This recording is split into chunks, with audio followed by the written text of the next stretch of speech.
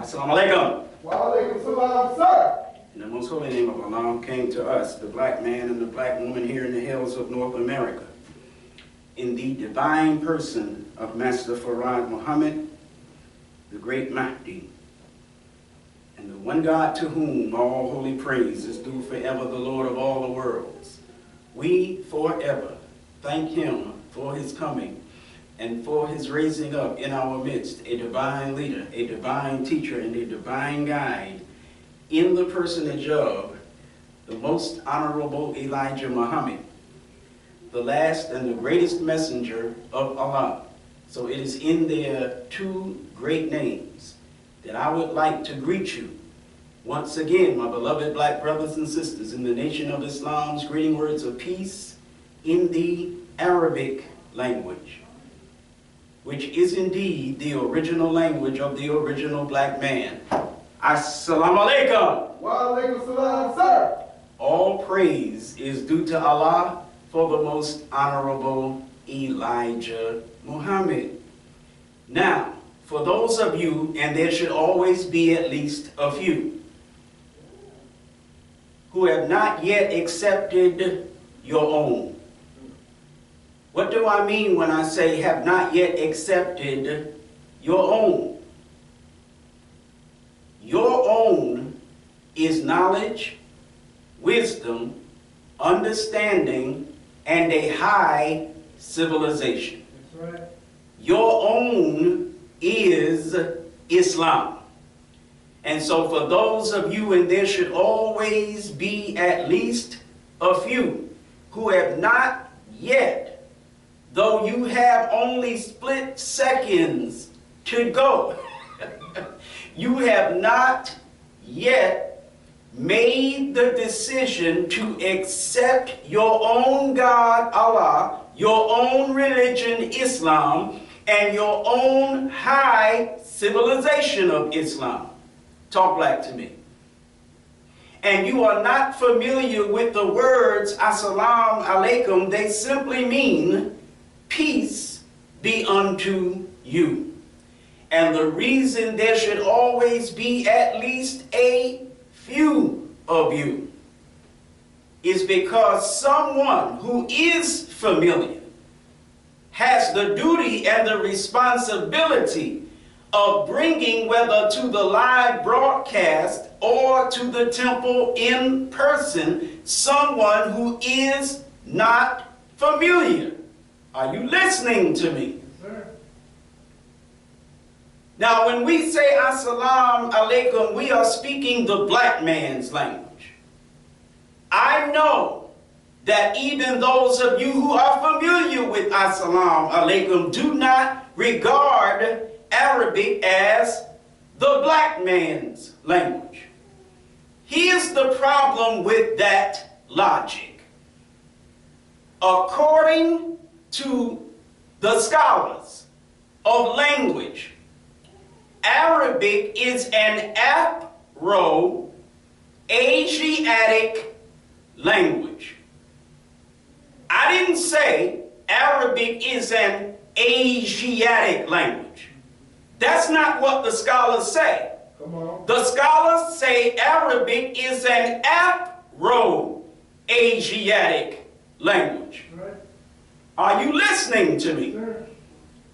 The minute you put the term Afro in front of Asiatic, you are making it absolutely clear that our people are the people to whom that language belongs. Are you listening to me? Yes, sir.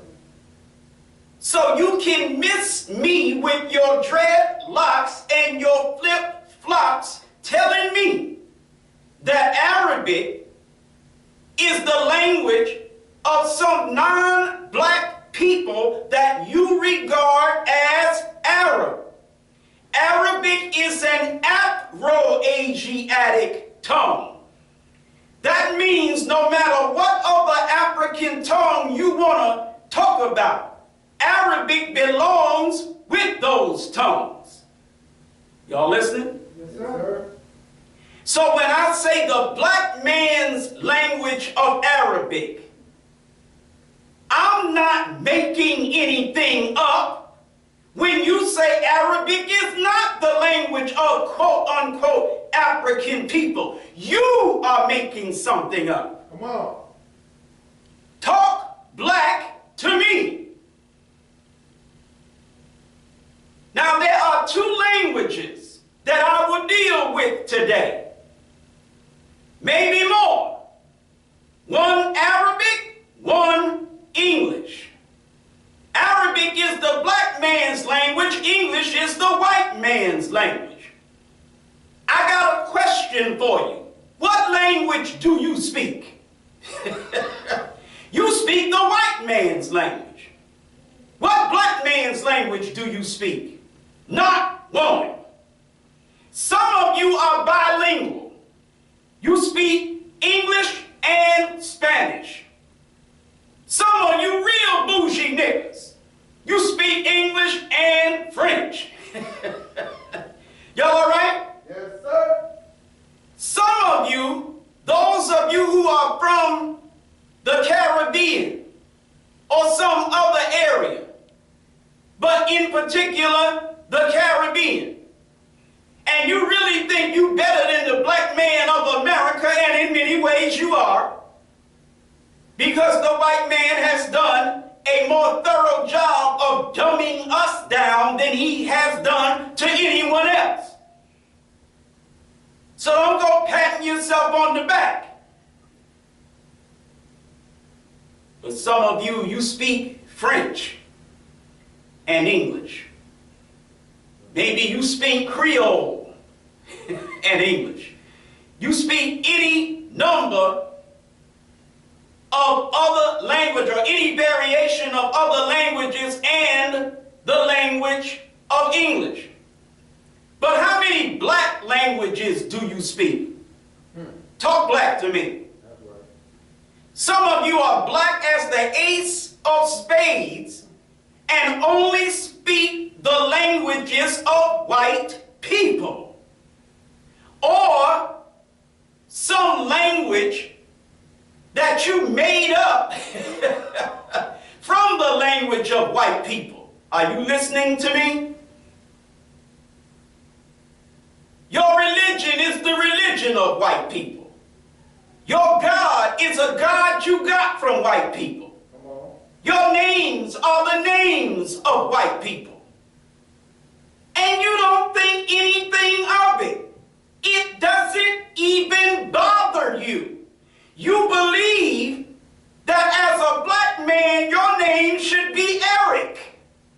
You actually believe that as a black man, your name should be Thomas, Robert, Carl, whatever.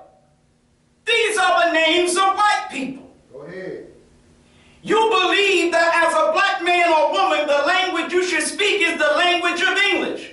But that's the language of white people. The clothes we wear.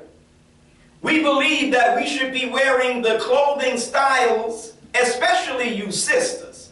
You believe that we should be wearing the clothing styles, you sisters, the hairstyles, the fingernails, the eyelashes, the painting of the face and the lips. You think we should be following the styles of white people. Talk black to me. But none of this is proper for a black man or a black woman in the year 2025.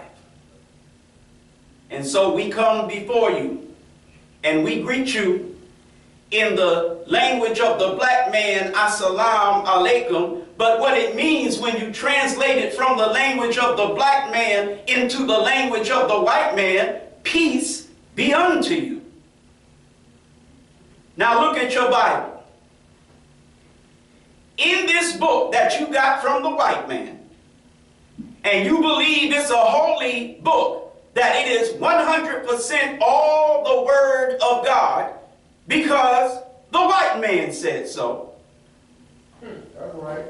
In this book is the language of the white man, the English language. But it's a book that has been translated languages. Whose languages was this book translated from in order to be translated to the language of white people? Well, the languages that this Bible was translated from, the languages of ancient white people. Talk black to me. Or was this Bible originally written in the languages of black people? Well, what language did Jesus speak since you are Christian? Some of you are Christians and don't even know you Christian. Some of you talk all the trash on earth about being Christian because you think you're African-centered and you ain't nothing but a Christian with some damn dreadlocks. You ain't nothing but a Christian with some flip-flops and some African clothes and a damn drum. You're a Christian. How do we know you're a Christian? Is your God a man or a spirit? Go ahead. If your God is not a man, you're a Christian. Go ahead. As Muslims, our God is the black man. That's right. Talk black to me. We believe that every time you look in the face of a black man, you're looking at God. Go ahead. Our God is a God of flesh and blood. Our God is a God of reality. Talk black to me. Your God is a formless spirit, and you got the concept of a form or a formless spirit from the white man. You didn't get that from yourself. Even if you find this belief among quote-unquote African people, it is a concept that comes from the white man. Go ahead. Y'all listening to me? Yes, sir. You who are in love with ancient Egypt. Well, who are the gods of ancient Egypt? Go ahead. Yeah, who are the gods of ancient Egypt? A whole lot of them to count. But the gods of ancient Egypt, many if not most if not all, are historical figures. Uh-oh. In many traditional African religions, if not most if not all, and I use the term traditional African religions loosely. See, that's a white man's educated nigger term. Hello?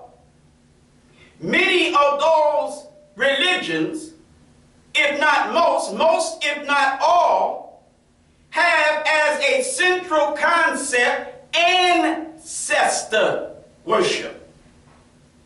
Well, what are their ancestors? Formless spirits? Come on. Their ancestors were flesh and blood human beings. That's right.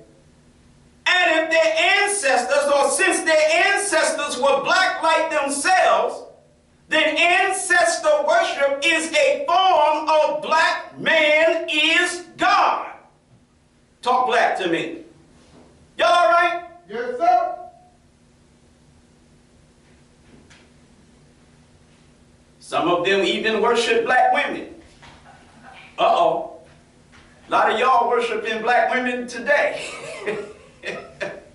But you're doing so in the wrong way. Y'all all right? Yes, sir. All praise is due to Allah for the most honorable Elijah Muhammad. Now in the Bible, Jesus in Luke chapter 24 and verse 36 uses the same words, peace be unto you, to greet, but Jesus, according to the scholars, spoke the language of Aramaic, which, like Arabic, is a black man's language. And the way to say peace be unto you in Aramaic is assalamu alaikum. Long story short, the words assalamu alaikum came out of Jesus' mouth constantly. He didn't greet like you do in the white man's religion of Christianity. He greeted the way we greet in the black man's religion of Islam. Yet you have not made the decision to accept your own, which is Islam. and you are still holding on to the white man's religion of Christianity. And even when you try to be more black, you still hold to the concepts of the white man's religion of Christianity. Go ahead. When you say that you are black conscious, your black consciousness is based on white campuses. You got a white campus black consciousness. You stupid as hell. No, I went to a HBCU. What the H stand for? Right. I'm going to try to be nice this afternoon. But what does the H stand for? You say it stands for historical. Well, I say it made me stand for something else.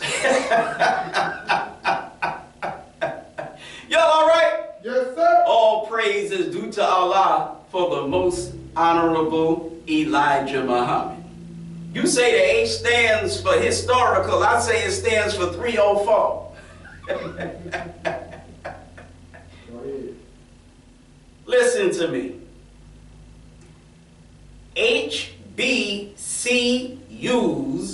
were established by the white man. Y'all ain't listening to me. See. HBCUs were established by the white man. This is why the Mandi tongues of West Africa are not the languages of HBCUs. How many HBCUs are institutions of learning where some African language is the language of the education of the students? None. Talk black to me. You say historical black colleges and universities, but the language of all of them is the language of white people. White people dominate almost entirely, if not entirely, the mind of everything you consider black. Go ahead. You want to know what an Arab is? You go to the white man to find out.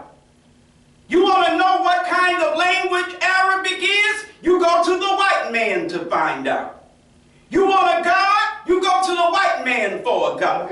You want a religion? You go to the white man for a religion. You want an education? You go to the white man for an education. Talk black to me. Whatever you want, you go to the white man to get it. You want a black woman? You go to the goddamn white man to get one with her blonde hair and her painted nails, face, and damn lips. You go to the white man to get a black woman because the white man got your black woman wrapped around his pinky finger. And she's such a hard-headed, stiff-necked, rebellious damn woman. She'll fight you against what the hell I just said. See. Walking your black behind around with a blonde wig on, and when I tell you you the white man's woman, you gonna argue. I can't even get close enough to you to hear what the hell you saying because your eyelashes is sticking in my eyes, tickling my nose, and your damn fingernails are scratching up my shoes. Go ahead. The hell is wrong with you? Y'all all right? Yes, sir. You want to walk up to a black woman, you got to tell, sister, could you turn your face a little bit? Goddamn eyelashes all in your eye. Damn. Go ahead. You know, my damn nerves with this foolishness. Whoops, there goes my skirt up over my head. Oh my. You think this woman wearing a hat? That's her damn skirt. Go ahead. Her skirt is up here. I didn't know a hat. That's her damn skirt. Everything she got on display. Where did you get that filth from? after me. It's the nature of the white woman to go around like that, but that's not your nature. Teach. Y'all all right? Yes, sir. All praise is due to Allah for the most honorable Elijah Muhammad. It's the nature of the white man to strip his woman down to her bare bones. Y'all treat your woman like she a computer. Bare bones. Huh? That's his nature. Come on. But it is not your nature as a black man to strip your woman down to a damn thong, give her a pole to slide up and down, and then you throw money in her damn drawers. That's not your nature, black man. Come on. But you got your culture from the white man. There was a time when you could talk to black people the way I'm talking right now and it would wake them up.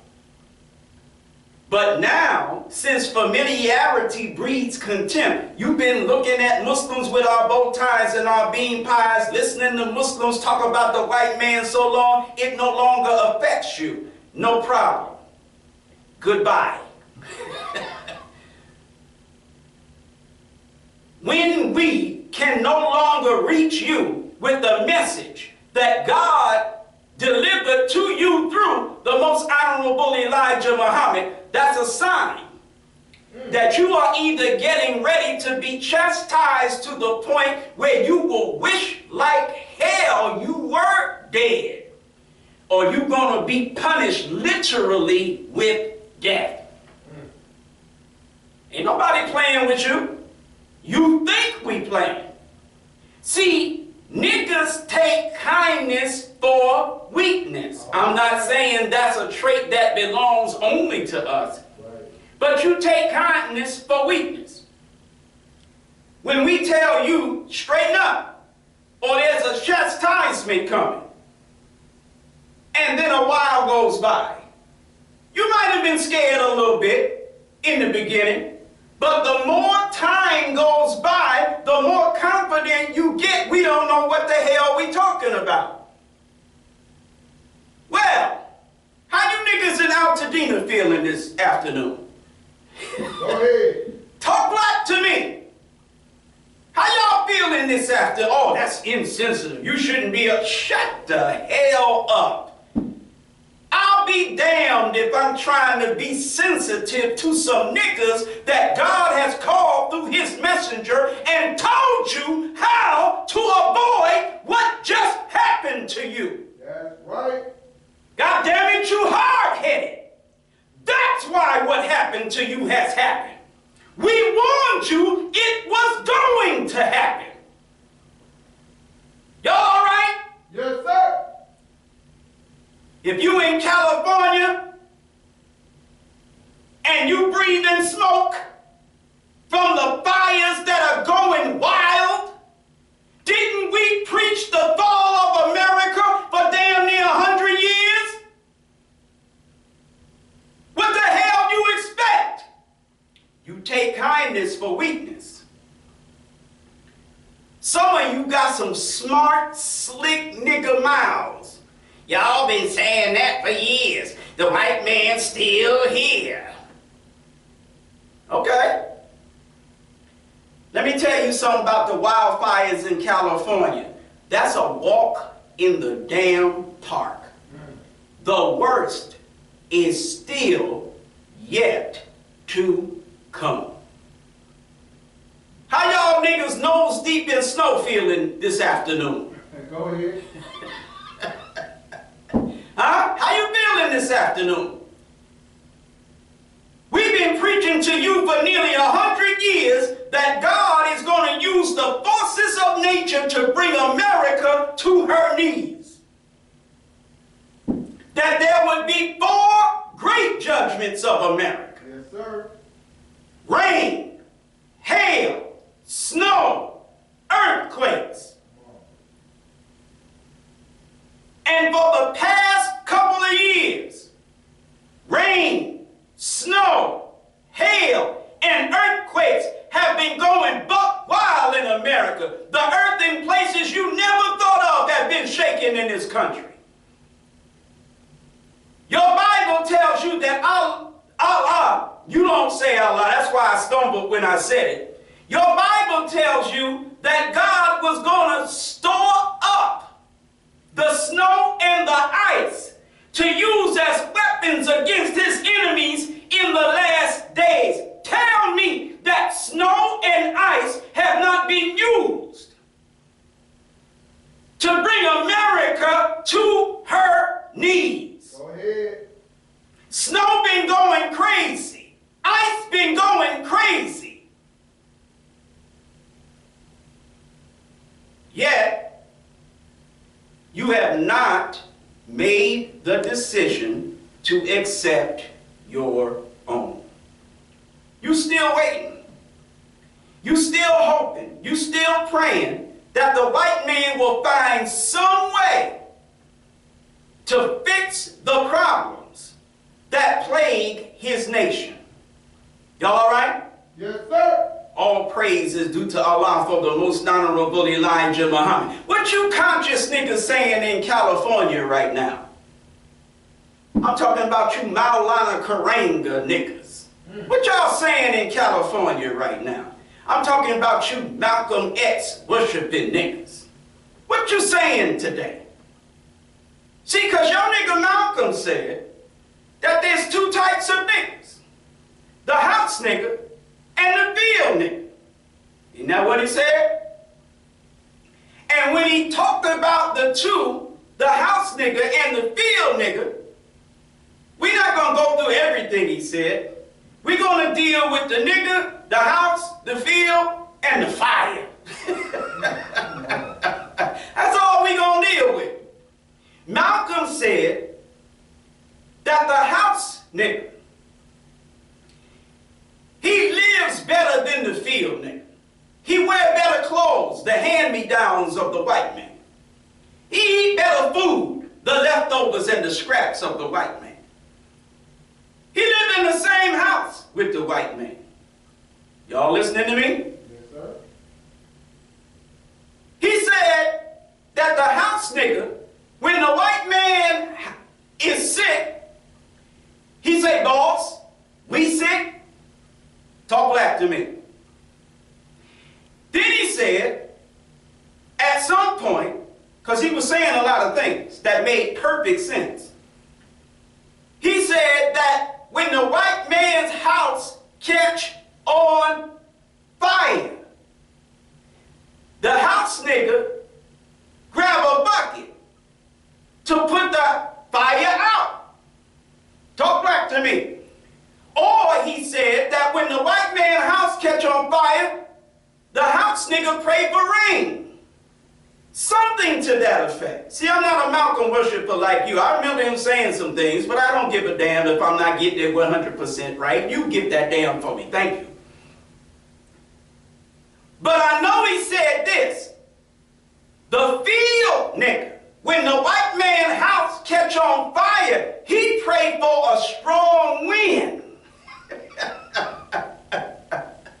Talk black to me. So I'm asking you conscious niggas, you Malcolm lovers, while the fires are burning wild in California, what are you praying for? Are you praying for rain? Are you praying that the white man will gain the power to contain the fires that are burning wild in California? If so, if you are praying for the white man to escape what those fires are burning, use a house nigga for the white cracker. Go ahead. In the words of your beloved Malcolm, I'm telling you that while the fires are burning in California, I'm praying to Allah, Master Farad Muhammad, in the name of the last and greatest messenger of Allah, the most honorable Elijah Muhammad, for Santa Anna to grow a damn sister and 3 brothers and bring winds to blow them fires. Are you listening to me?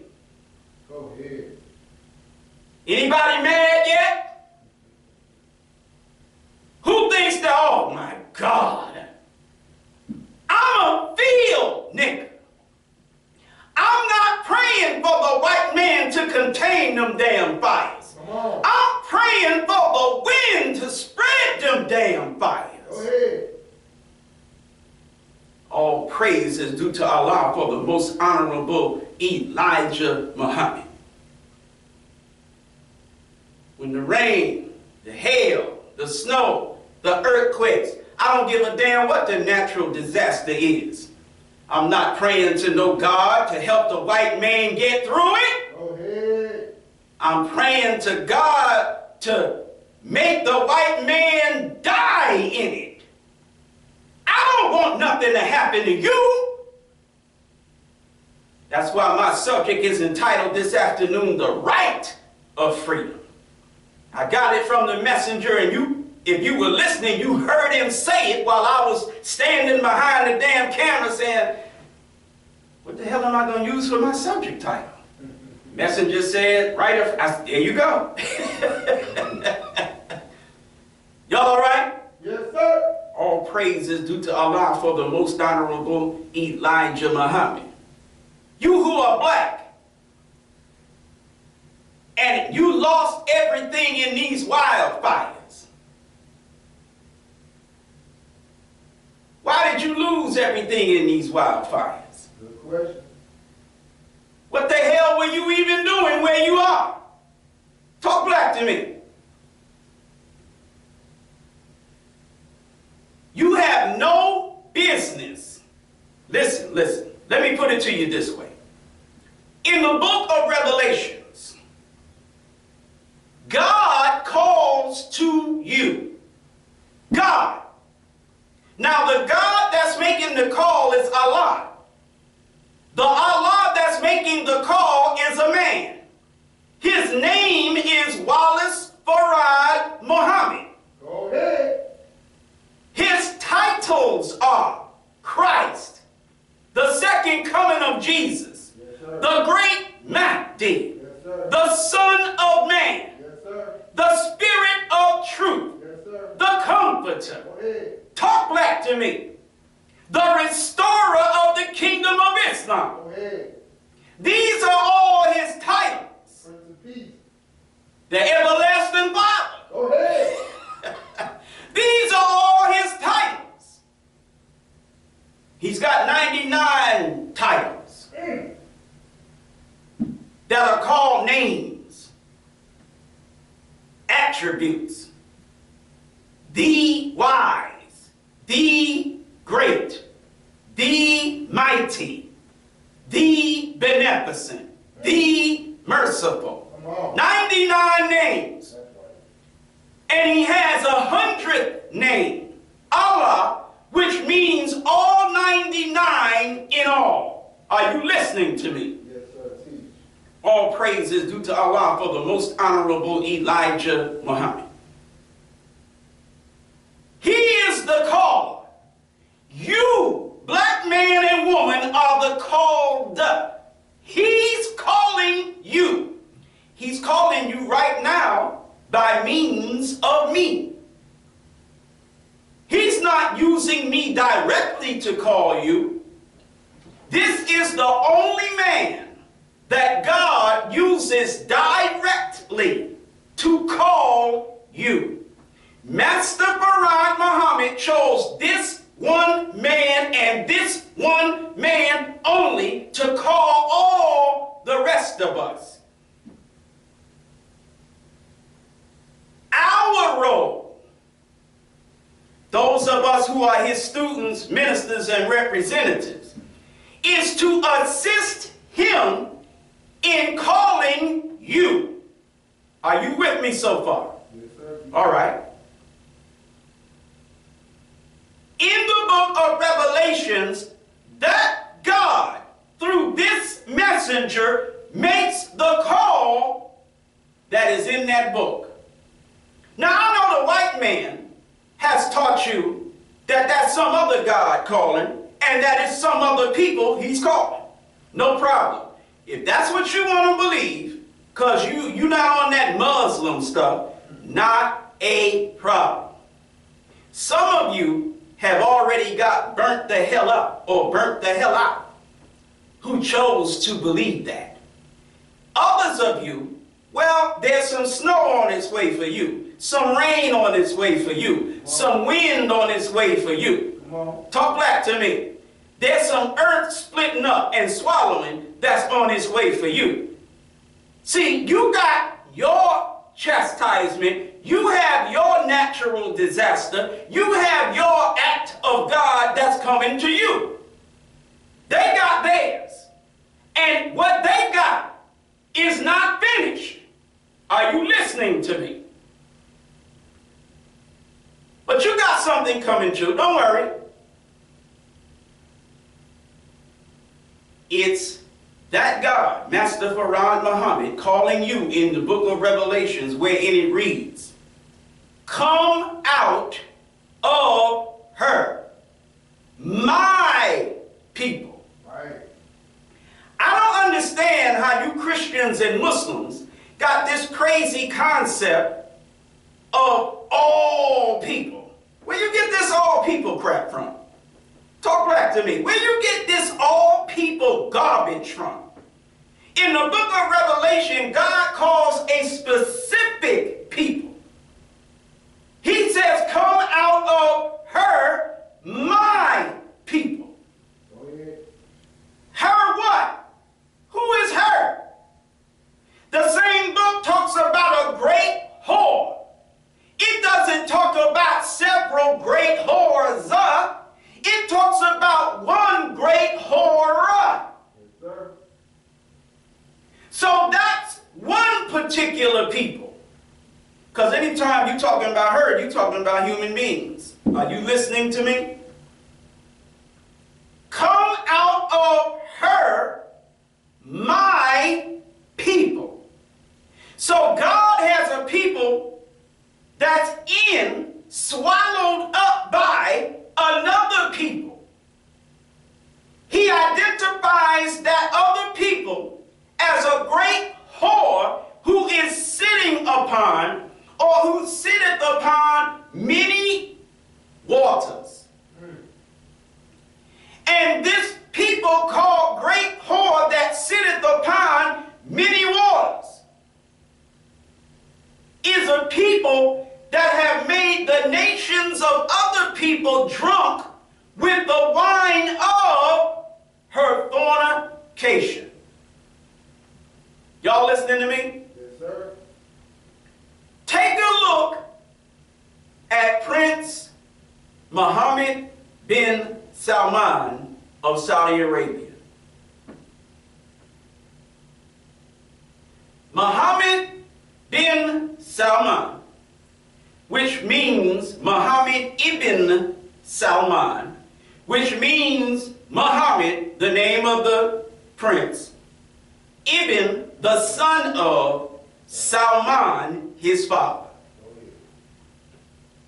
Anytime you hear the name Muhammad bin Salman, Muhammad bin this, or such and such bin that, the first name is the name of the individual. The Ibn means you getting ready to be told whose son he is, son of. And then what comes after Ibn, that's the person who his father is. Are you listening to me? All right. Take a look at Muhammad, the son of Salman. His father Salman is the king of Saudi Arabia. He's the crown prince, which means soon as his father croaks, he becomes king. All right. Muhammad bin Salman is a bartender. He has become the bartender of Saudi Arabia. You know, in Saudi Arabia, it has been made legal now to sell alcohol in certain places. Man, come on. You heard what I said. Come on. You have a Holy Quran that stresses to the Muslims, alcohol and games of chance are only an evil. So shun it. Shun them, that mercy may be shown to you. But there is alcohol that used to not be able to be sold in Saudi Arabia that now, not everywhere, but that now in certain places is able to be sold in Saudi Arabia. Are y'all listening to me? Yes, sir. All praise is due to Allah for the most honorable Elijah Muhammad. Now, Mohammed bin Salman has become a bartender. The example of alcohol that I'm using right now, that's not what I mean when I say he has become the bartender. That's another example.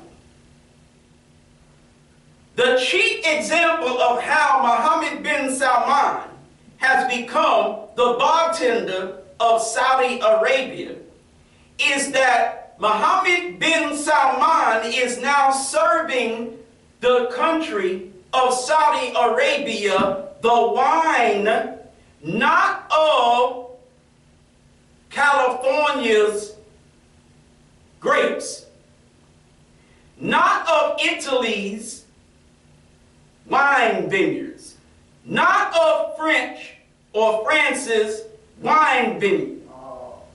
But Mohammed bin Salman is now serving Saudi Arabia, Brother Gerard X, Yes, sir.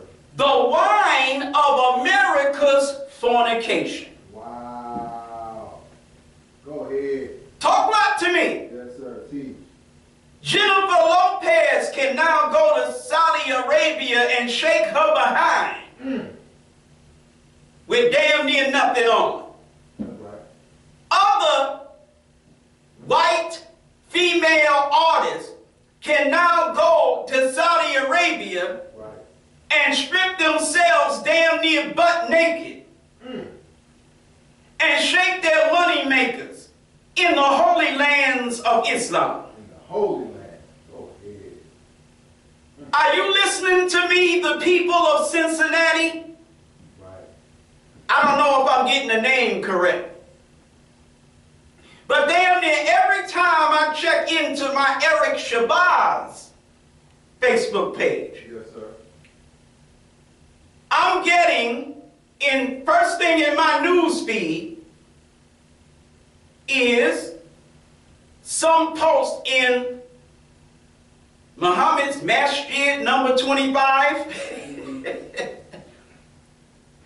And evidently, because we're about to hit the 50th anniversary Yes, sir. of the departure of the most honorable Elijah Muhammad, Yes, sir. Go ahead. together with some other, what looks like some other palace intrigue type of craziness, the community, formerly led by Imam Wallace Dean Muhammad, you can go to Warithuddin Hale, Wallace Dean Muhammad. Right. They now have a new leader, Imam Earl Abdul Malik. Right. And they pushing the fact that he's a new leader. Y'all listening to me? Yes, sir. And they're doing a lot of talking about the 50-year anniversary that's coming up next month. Oh, really? Oh, yes. This is why, Brother Gerard X, Sir. the picture that you made me aware of, where they have Master Farad Muhammad, Yes, sir. then the most honorable Elijah Muhammad, Yes, sir. then Wallace Dean Muhammad, Yes, sir. then Earl Abdul Malik. Yes, sir. Talk back to me. Yes, sir. And they're doing a whole lot of posting about what's going on in their movement, and they pushing it. Yes, sir. And they're talking about Wallace a lot, talking about the special son of the Honorable Elijah Muhammad. He was special, all right. Yeah, he was special, all right, cheese bust nigga. Special education son of the most honorable Elijah Muhammad. Yes, sir.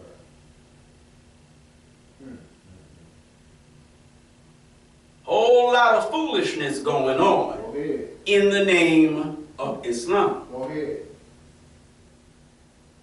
All right. These who celebrate the transition of the nation of Islam Orthodox Islam. These and others who worship Malcolm, who went where? Mecca. Well, where the hell is Mecca? Saudi Arabia. Yes, sir. Go ahead. Go ahead. They big up Malcolm going to Mecca and finding out Elijah Muhammad was lying to him. Malcolm goes to Mecca, trips over a camel like I've been saying for years. Oops. Right. Bumps his head on that black stone in Mecca. Bam! You know how we say in the South, Right. you must have bumped your head. Malcolm went over there and bumped his damn head Yes, sir. and writes a letter from overseas talking about when he returns, he's going to be teaching Islam as it is taught in Mecca, Arabia, Right. and then names other capitals of other Middle Eastern countries. Right. Teach on. Are you listening to me? Yes, sir. You who are pushing Wallace D. Muhammad, pushing your new leader, pushing the tradition that you call transition, doing away, flipping the script, turning hypocrite on the messenger of God, the most honorable Elijah Muhammad, That's right. and becoming the bootlicking, butt-licking, butt-dancing, puppet-time niggas for the sand. Well, let me stop. Go ahead. For the Ku Klux Klan of the goddamn sand Go ahead. in the Middle East. Are you listening? Alcohol is making a comeback in Saudi Arabia. Wow. Go ahead. And you are running around in your sheets and your pillowcases, your koofies with your germ catchers, your flip-flops, and your Arabic with a project accent. You are running around talking about what a great thing Wallace Dean Muhammad did to lead us into the Islam that's being practiced by these hypocrites overseas. That's right. Teach. I hope you feel like a damn jerk. Teach. Talk back to me. Yes, sir. Teach. The most honorable Elijah Muhammad said, you can go on YouTube and put messenger defends his position. The messenger said of them who were criticizing him for saying he's a messenger and criticizing him for what he was teaching. He said, you should be happy if a people who have suffered what, and he lists the things we've been suffering, that if after this suffering, this people now is accepting Islam as their religion, Allah as their God. Go ahead. He said you should be happy that this people are putting down certain habits. Right. He said some habits of which you haven't stopped yet. The most honorable Elijah Muhammad got us off of alcohol. That's right. Got us off of smoking tobacco. That's right. Got us off of using narcotics. That's right. The most honorable Elijah Muhammad got us away from fornication, Go ahead. for the most part. Y'all all right? Yes, sir. But now, in Saudi Arabia, not only is America and Europe making those in Saudi Arabia, whether Saudis or not, making individuals in Saudi Arabia drunk with the wine of their distilleries, vineyards, whatever you want to call it. Right. But making them drunk with the wine of the fornication of America and Europe. Mohammed bin Salman, Brother Gerard. Yes, sir. Yes, sir. What? Listen. If a several Grammy Award winning rap artist can interview with a hip hop legend, what's the name? Oh, Rick Rubin? Rick Rubin. Yes, sir. If a several Grammy Award winning local artist Right. is being interviewed by Rick Rubin, Right. and he can talk about how he got the name Killer Mike, Yes, sir. and he can mention that the name Killer Mike was given to him as the result of him being part of a rap group that he was part of, Yes, sir. Yes, sir. that went to a studio and got into some kind of beef with some other Yes, Negroes. sir. Yes, sir. Listen to me now. And then the next week, he went to get some get back. Yes, sir. Yes, sir. And so he went back to that same studio and dropped it like it was hot Yes, sir. on those other rappers. And so they said he killed the mic that day, Yes, sir. and started calling him Killer Mike. Go ahead. That's right.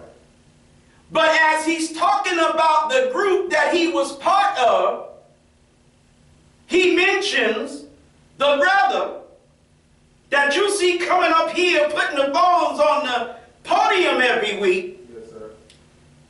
who is the vice president of his label, Grind Time Official. Official. Yes, sir. Yes, sir. All praise. So he says of him, shout out to my brother Gerard X, he just got his ex. Yes, sir. Well, then I can play around up here about him having his ex too. Yes, sir. All praise be to the Lord. All praise is due to Allah for the most honorable Elijah Muhammad. So when I'm joking with the brother calling him ex, I'm doing it for that reason. Yes, sir. Because Killer did it. Go ahead. Yes, sir. And I'm just making a little fun. Listen now.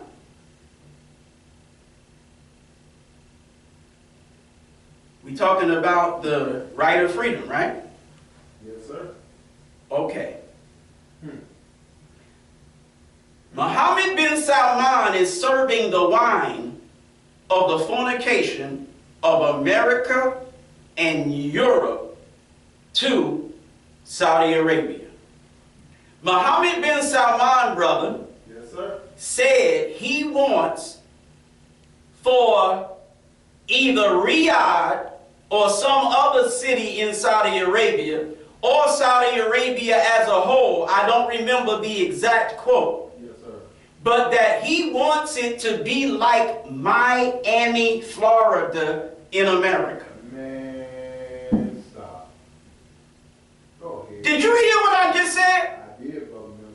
Mohammed bin Salman, the crown prince of Saudi Arabia, wants to see at least one city, major city, maybe all of them, but definitely one city in Saudi Arabia. He wants it to be like Miami, Florida. He said it. In other words, Did he say sight? he didn't even say sight, brother. Oh, man. I'm still waiting. I'm waiting with you, Brother Milton. So Saudi Arabia is being made drunk with the wine of America's fornication. Come on. They're having raves and concerts Yes, sir. so close to Mecca, it's ridiculous. Right. They just had some kind of rave or concert that caused the Muslims to go buck wild, at least in their mind, Right. because you had these scantily clad female artists Right. prancing around, and they had a mock of the Kaaba. They had a mock of the Kaaba. And in their performance, blasphemed Yes, sir. the sacred house of Islam. Go ahead. And Muslims kind of made a little stink about it. I'm not surprised. But Muhammad Salman was not tied to the back of a camel and dragged through the desert. Right. I didn't say he should be. I just said he wasn't. Right. Go ahead. Leave my video alone. I don't want to hear nothing about no hate speech and no incitement to violence. I am simply saying what the Muslims did not do to that same nigger perpetrating a fraud Arab. That's all I'm saying. Yes, sir. See? Y'all all right? Yes, sir. That's hate speech.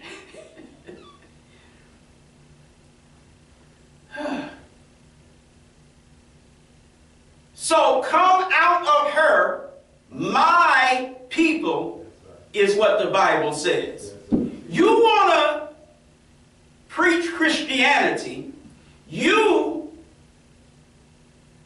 who want to follow those who are drunk with the wine of America's fornication, you want to preach Islam in a manner that stresses all people.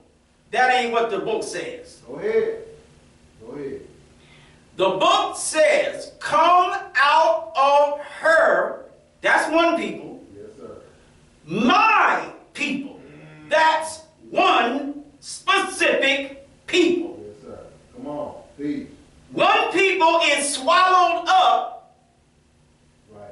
in another people. Right. Tied politically. Declaration of Independence. Go ahead. That's right. What you mean, Declaration of Independence?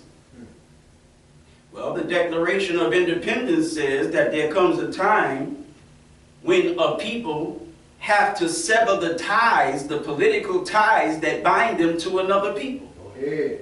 Y'all all right? Yes, sir.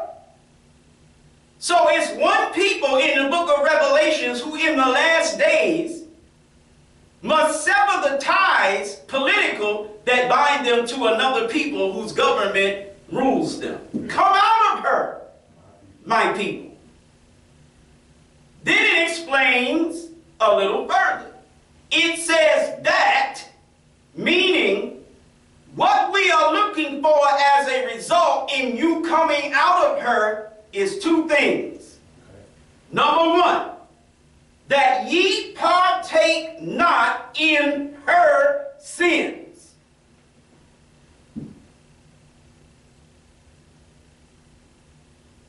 Nor, because you partaken in them sins, Yes, sir. nor receive of her plagues. Yes, sir.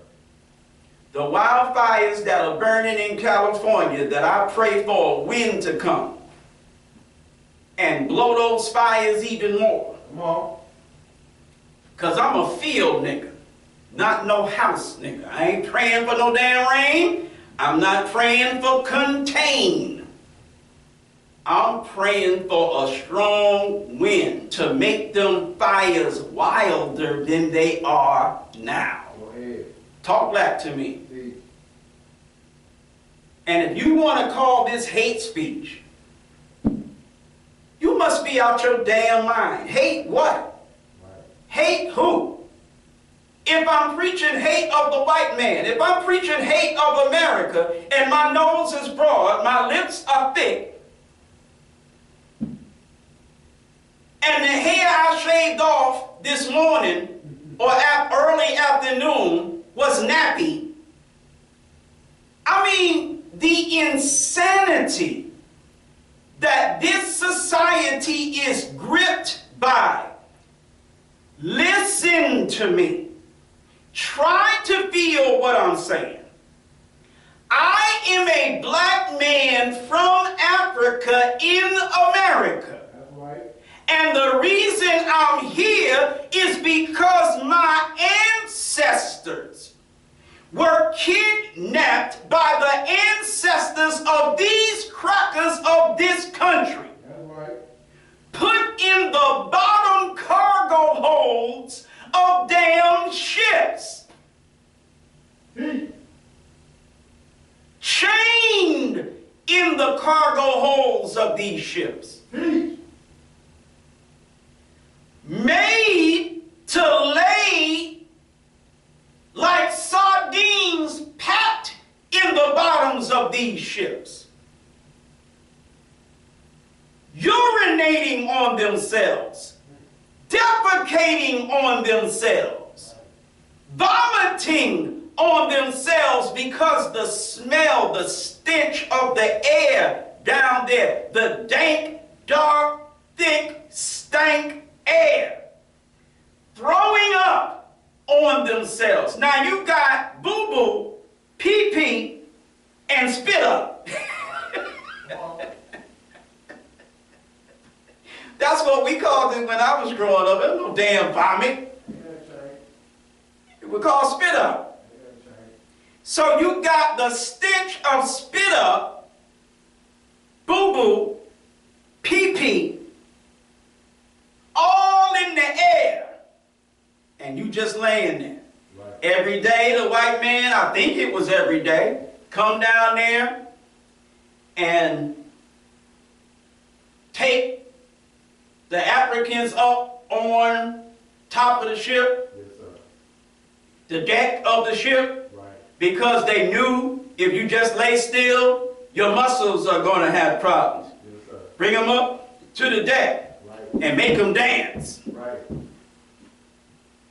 Take hoses, hose them down, washing the spit up, the pee-pee, and the boo-boo. Off of them, not totally, right, come on, but hosing them down. And another one of the reasons to bring them up is so that they could go down in the ship with whatever cleaning agent that they use, if they used any at all. Right. And then they hosing out the cargo hold of the ship, getting rid of the feces, the pee-pee, and the boo-boo. Yes, sir.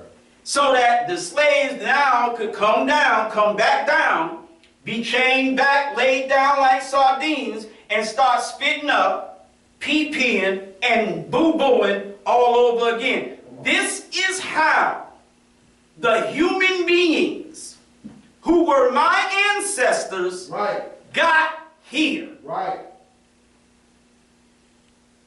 Now, if I'm not affecting you by what I'm saying, I don't give a damn about the video views. Nigga, get the FU-19Ks off my video and go eat a damn pistol. You thought I was going to say something else, didn't you?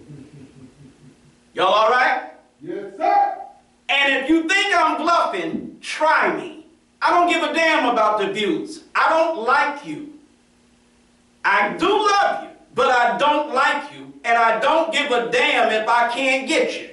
I swear, if what I'm saying is not affecting you, you can go to hell. This is how the human beings that we come from came here. Right. Right. That's a problem. Man. The trip lasted about 3 months. Go ahead. If I remember correctly. Uh-oh. Another one of Minister Kevin's ties. Listen now. So this is how our people came here. Right. Okay.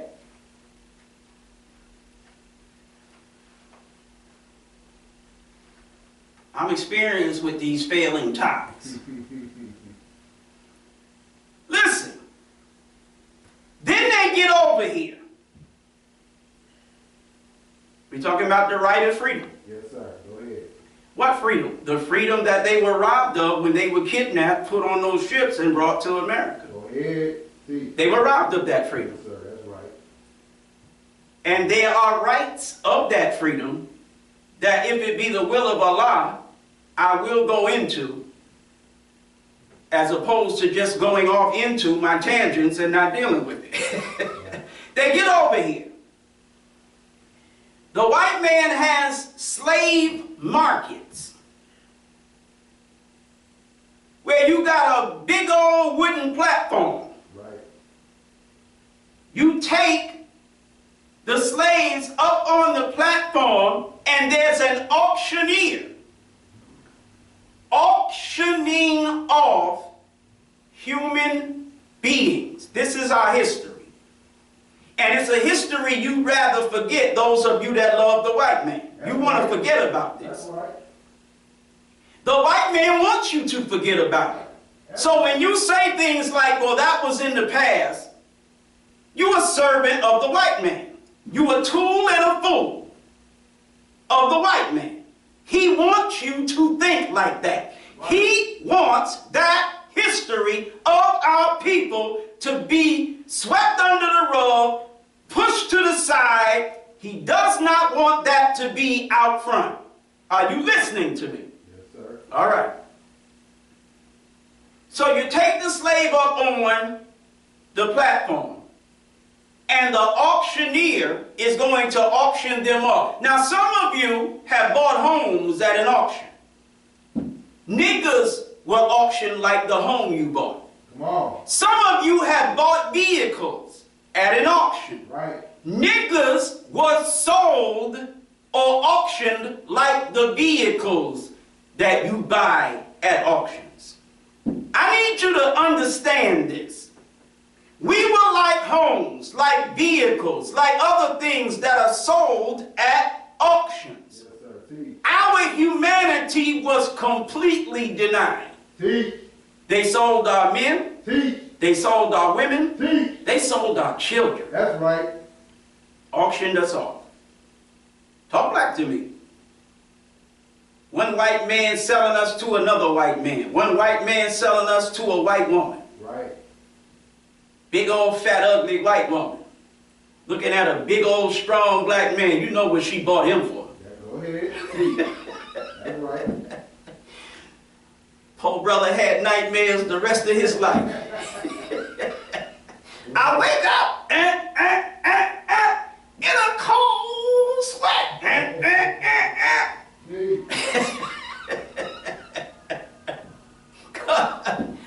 Because homie got bought by that big old Sasquatch looking white woman, and you know what she bought him for? Talk black to me.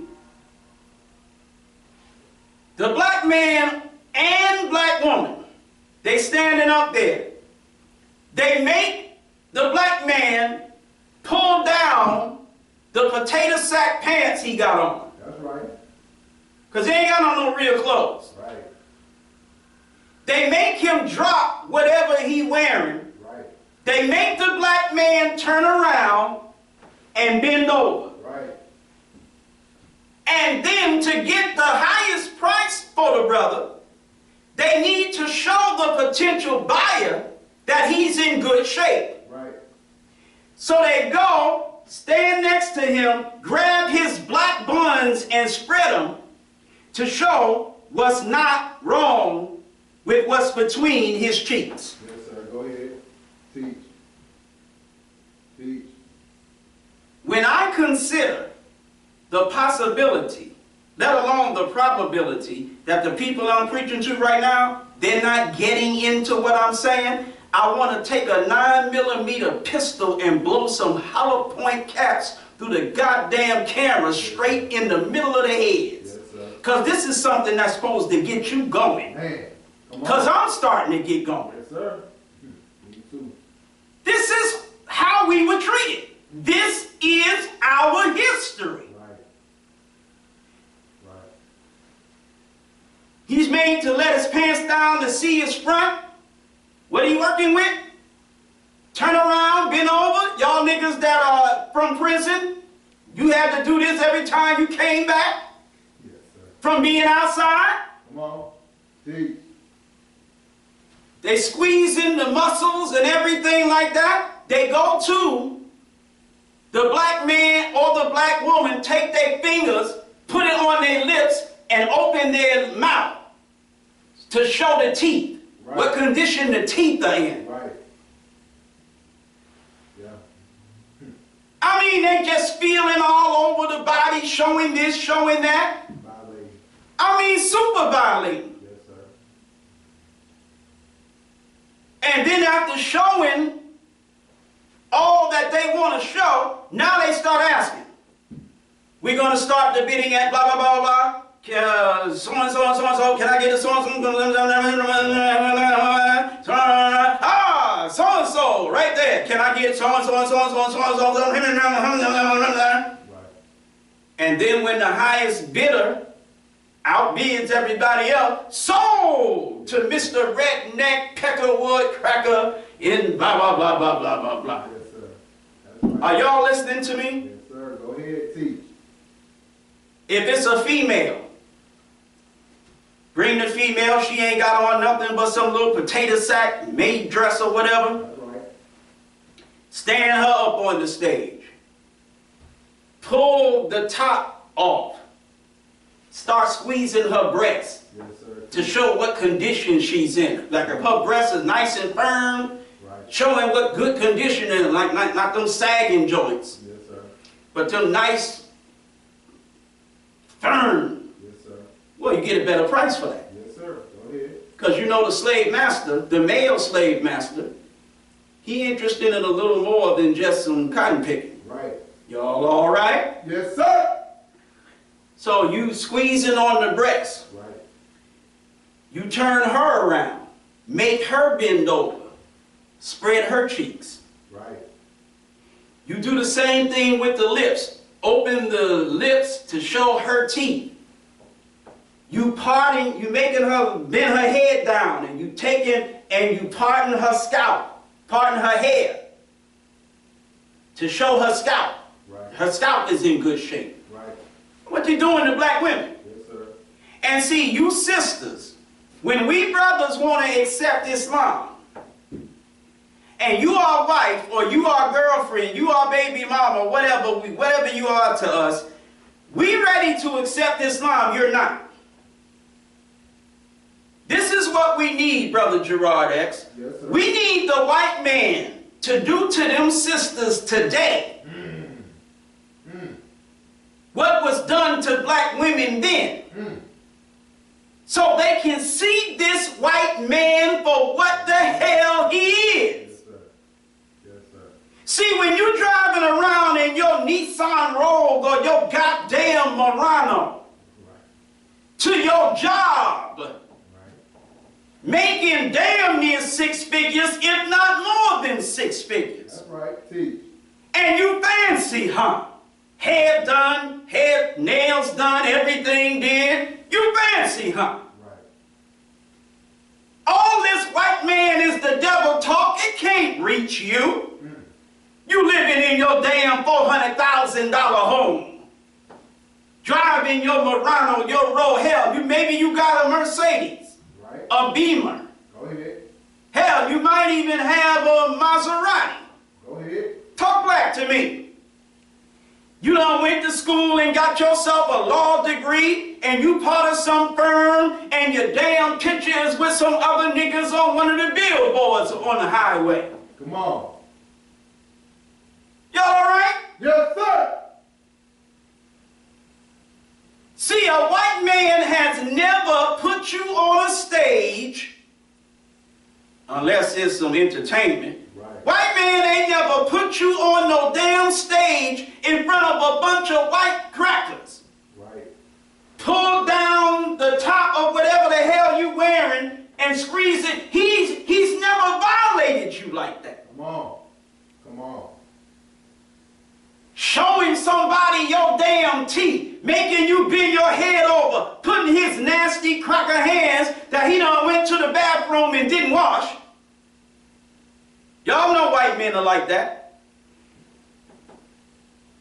Putting his nasty hands all over your face, your hair, and then turn you around, bend you over, and pull your cheeks apart. You ain't never had a white man do you like that. You don't know this cracker. But see, if white men started treating black women like that again, make America great again. Come on. Come on. Oh, you find some assalamu alaikum then. Okay, they get the picture. So they do the black woman that way, do the black man the way they did him. And then when you're sold, you put on the back of a damn cart, pulled by a damn horse or donkey, and you take into the white man's plantation, where for the rest of your life you will live in misery, brutality, oppression, violations that are unspeakable. If you're a woman, you know you're going to get took off by the white man. This is your history. The white man got to get his piece. And because the white man treated you the way we treat Rottweilers and pit bulls, they mated us like animals. This is why we mate with each other like animals today. Go ahead. Speak. You got several children by several baby mamas. Well, this is what it was in slavery. Come on. The white man had winches and bucks, studs, that were used to produce more slaves. So here you are, a black woman. You might not even know this man. But the white man has chosen this man to make children with you. Right. So you're forced to give it up to this man and literally have his baby. Talk black to me. And this was when you were not taken down by the slave master himself and made to have his damn baby. Right. And the children you produced, sold off. Even if they were his children, right. Sold off. Right. This is our history. See, when you want to have Black History Month next week, you're going to talk about some nigga taking some peanuts and doing a whole bunch of things. Another nigga drawing, you know, the blueprint for Washington, D.C. or Chicago. You're going to talk about niggas setting up HBCUs and this and that and the other. You're going to talk about that history. You ain't going to want to talk about the other history that dwarfs any history that the white man don't mind you talking about. Come on. Y'all all right? Yes, sir. This is our history. Yes, sir. Some of these crackers were faggots. So some of our little boys and some of our big men took down by the white man. Talk black to me. That's right. That's what happened. Beaten, raped, not allowed to worship a God, not allowed to practice a religion. It was against the law for you to be able to read a book or anything. Talk black to me. No education. Worked like animals in the fields. From before sunup to after sundown, maybe.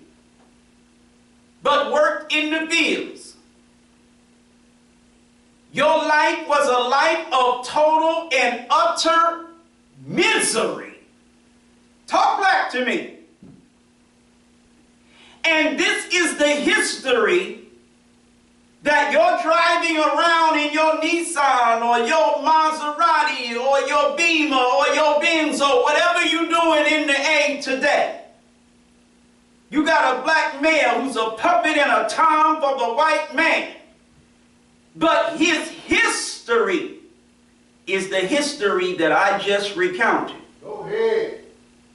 That's right. He doesn't care.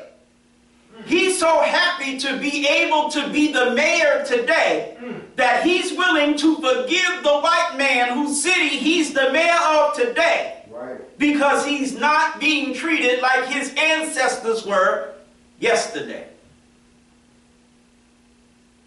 You want to talk about hate? How am I, as a black man, what emotion am I supposed to feel Right. in the land of my bondage, my captivity?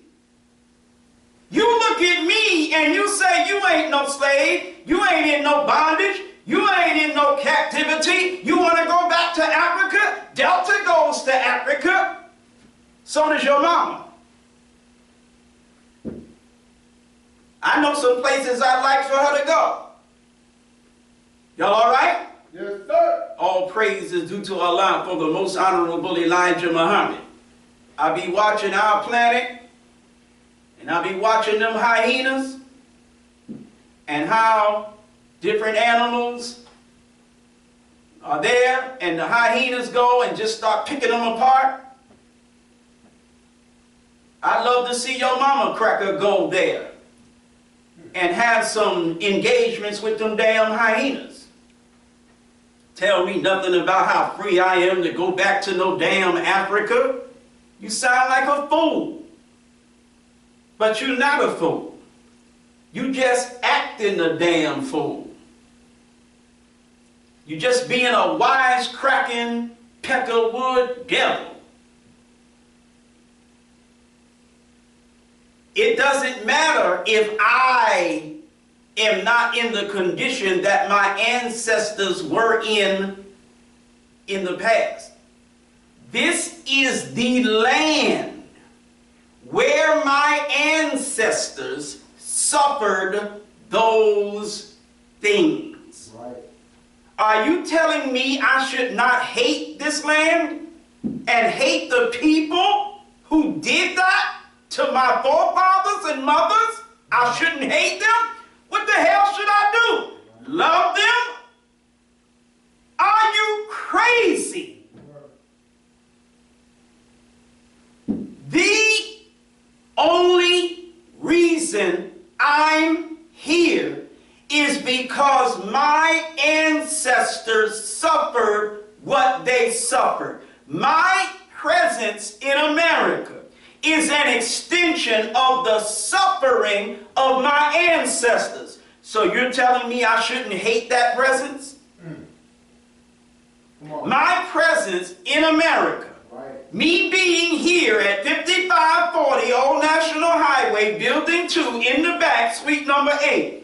Yes, sir. The reason I'm here is because of the history I'm narrating. Go ahead. Why should I not hate? Your Bible says there's a time for hate. When a people are still being oppressed, discriminated against, violated by a people who have imposed a history on them like the history that has been imposed on us. The reason Donald Trump is going to be inaugurated on the day that has been set aside to celebrate the life and legacy of Martin Luther King. Do you get the insult? Are you feeling the insult? On the Martin Luther King holiday that the white man gave his slaves to make them feel that he has changed, Right. you are going to get the inauguration of a racist devil who is the white man's answer to Barack Obama. Go ahead. You wouldn't have a Donald Trump if you didn't have a Barack Obama. Come on. The presidency of Barack Obama is what made the white man elect Donald Trump. Right. Donald Trump sees himself as the answer to the presidency of Barack Obama. Are you listening to me?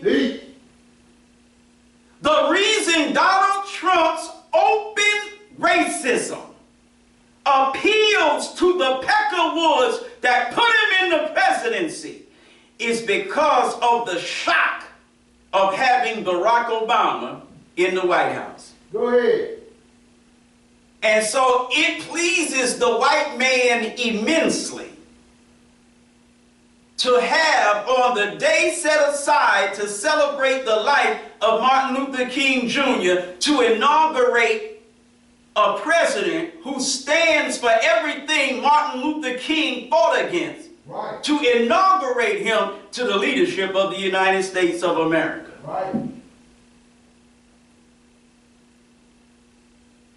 If the white man of America, after all our people have suffered,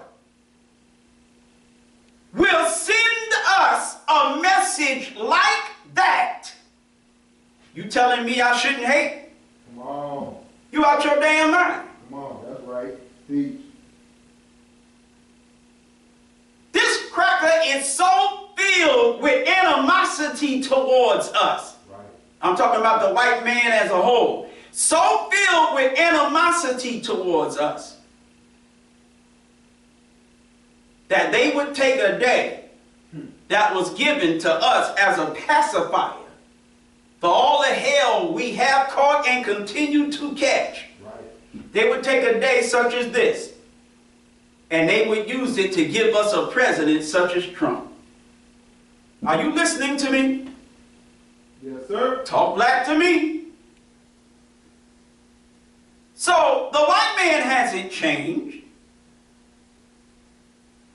He's still who he has always been. When Donald Trump lost the presidency, who did he blame it on? He didn't blame it on immigrants. Right. He blamed it on blacks. Come on. He said that in these cities where blacks are the majority, that there was voter fraud, chiefly relative to the blacks voting, that gave Genocide Joe Biden the lead. Are you listening to me? Y'all all right? Yes, sir. It was in these areas where Trump was winning earlier on in the evening. But as the vote tallies came in from the areas where blacks voted heavily, he lost in these particular areas. And so he blamed his loss on the blacks. Then the white man, moving on for the next, 4 years, starts disenfranchising black voters all over the country. That's what he did. And this is happening after all that history that I've narrated. Now listen, the brutality, the misery that we suffered for over 300 years. You say it was 290 years, or 200 and whatever years. You say it was from 1619 until 1865. No, it was from 1555 to 1865. We don't have to argue. After that, there was a brief period, right around 1 decade of Reconstruction. Are you listening to me? And it was during that period of Reconstruction that you saw the beginnings of the establishment of these HBCUs. There was a Freedmen's Bureau. And so the white man, through the Freedmen's Bureau, was looking for a way to deal with 4.5 million slaves who were now, quote unquote, free. Are you listening to me? Yes, sir. When a people are free, there are certain rights. Come on. The Declaration of Independence talks about these rights. Come on. We hold these truths to be self-evident, Right. that all men are created equal Come on. Yes. and are endowed by their Creator with certain inalienable rights, and that among these are life, liberty, aka freedom, liberty, and the pursuit of happiness. Come on. So now slavery, which for centuries was a grotesque, I don't know what word to use, but a grotesque, for lack of a better term, manifestation of the hypocrisy of this nation. Here it is, centuries, you saying you hold these truths to be self-evident. Come on. Not only is it true, but it's obvious. It's self-evident. All men are created equal, but not these niggas. They're subhuman. They're unequal. They're inferior. But when finally, after you go to a war with one another, the costliest and bloodiest war you ever fought, and slavery is abolished, now these 4.5 million slaves, so they got rights now. Okay. So you have to find a way to educate them. You have to find a way to make a way for them. Okay. What followed the abolition of slavery? Talk back to me. The slave economy was not industrial. The slave economy was agrarian. SAT word. The slave economy was not industrial. The slave economy was agrarian. Was there an industrial revolution? Talk back to me. It was. Was there an economic revolution in this country that slavery stood in the way of? Yes. And so a war was fought against those who wanted to keep that obstacle in the way of progress, and those that wanted to sweep it out of the way of progress. Are you listening to me? Yes, sir. So slavery is abolished. There's a brief period of Reconstruction. Following that roughly 10 years of Reconstruction, you get 100 years of Jim Crow. Is anybody listening? You get 100 years of Jim Crow. Yes, sir. Make it plain. After several hundred years of chattel slavery. Right. Make it plain. If the white man had changed from the white man of slavery to becoming a new white man after the abolition of slavery, why was there then the establishment and maintenance of Jim Crow for 100 years? Come on. Good question.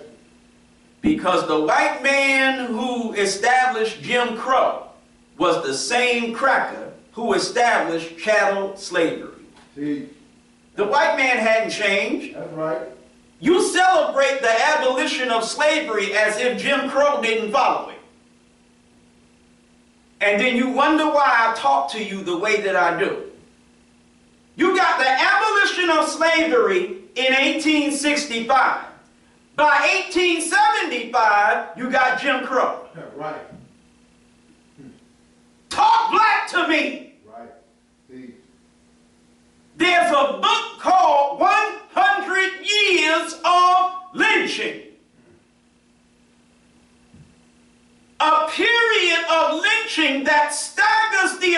imagination how many black people were lynched per day during that 100-year period.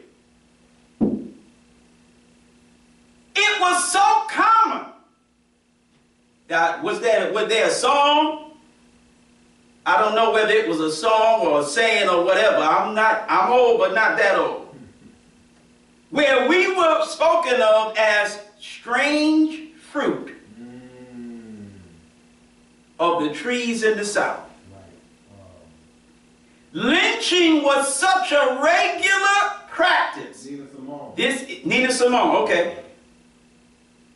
This practice of lynching black people was so prevalent for a 100-year period that when the numbers are crunched, it staggers the imagination. How often a black man or woman was lynched in America. And this is a period where lynching is a mainstay of that period that follows the period of slavery. This was happening when we weren't slaves anymore. When the white man was supposed to have changed. Right. He set us free. Right. Abraham Lincoln freed us. But the white man treed us. Right. After Lincoln freed us, the white man treed us. Right or wrong? Take a look now. Yes, sir. These are the actual facts for the life of blacks after slavery. Not the punk sucker whitewash history you niggas want to put forward from your master. All right. For centuries, we slave labored for the white man. Then when slavery was abolished, it was followed by a century, if not near a century, of sharecropping for the white man. Right. Talk back to me. You were sharecropping for the white man. You were still a mainstay of the white man's southern agrarian economy. Come on, that's right. Sharecroppers. Talk back to me. All right. There was a second civil rights movement during the time of Dr. King. A lot of you don't realize there was a civil rights movement that brought about civil rights legislation in the 1800s after slavery. Are y'all listening to me? That brought about what looked like a lot of progress for blacks. But the white man followed that with Jim Crow that put blacks right back in their place from the perspective of white people. The night riders started riding. The lynching, the burning, all of the oppression, the rise of the Klan, it was all designed, created to roll back all the progress of blacks due to the civil rights legislation of the 1800s following slavery.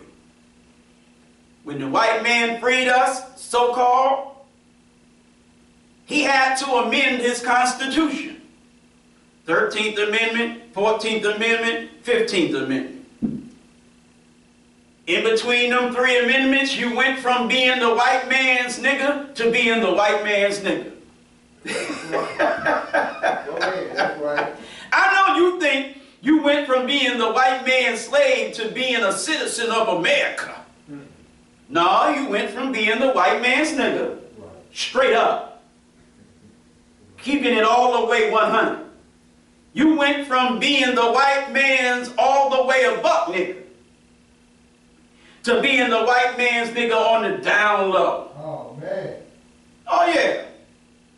We gonna make like it's all right.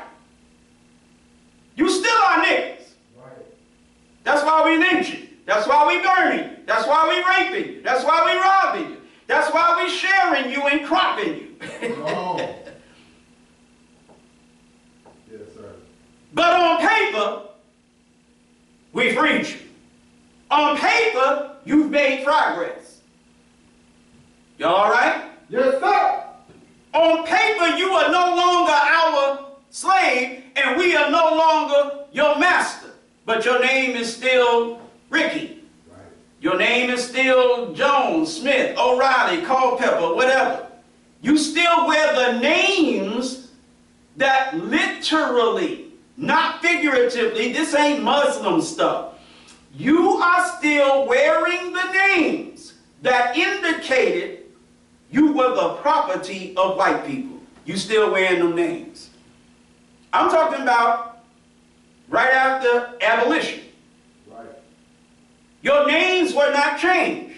The white man did not preside over a post-abolition period where your names remained the same accidentally.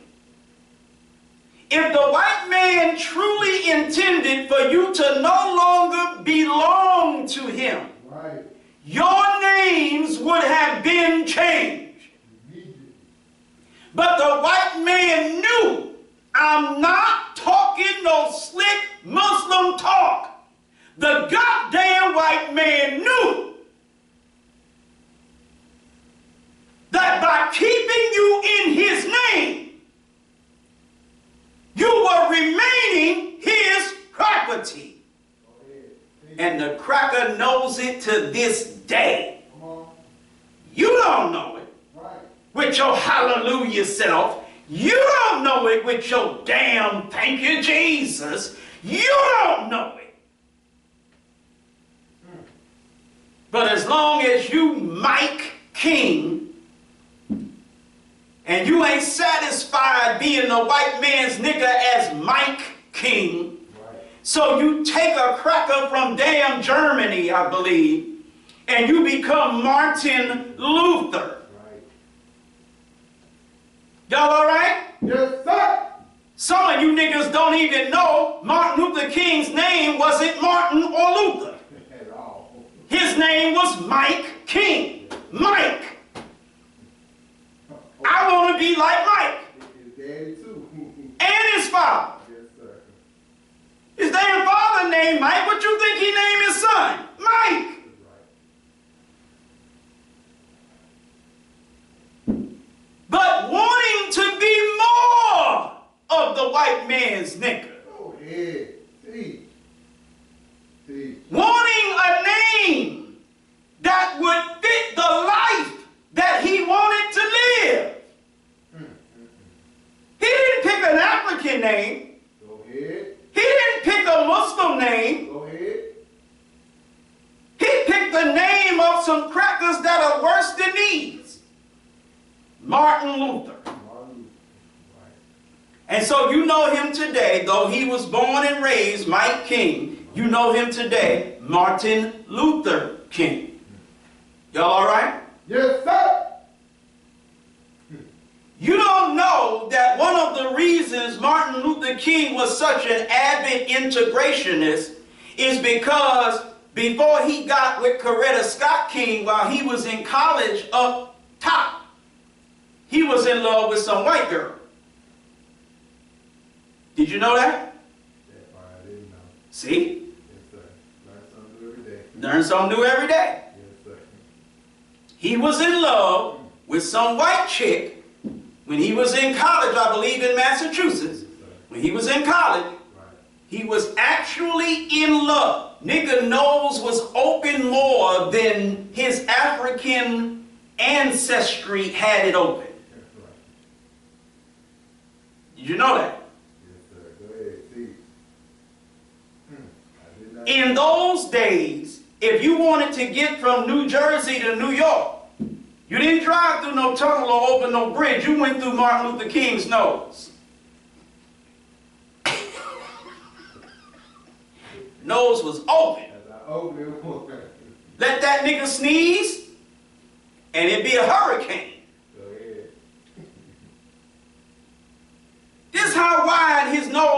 wasn't for this white girl.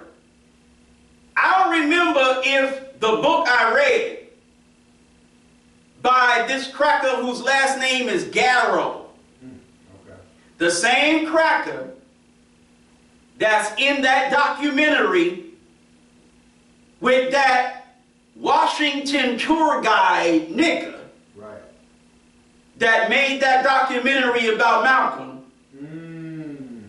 Same cracker, David Garrow, I believe, he wrote a book called Bearing the Cross.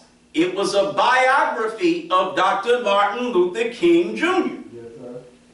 About 600 pages. I read it. It was a damn good book. Yeah, that's a big.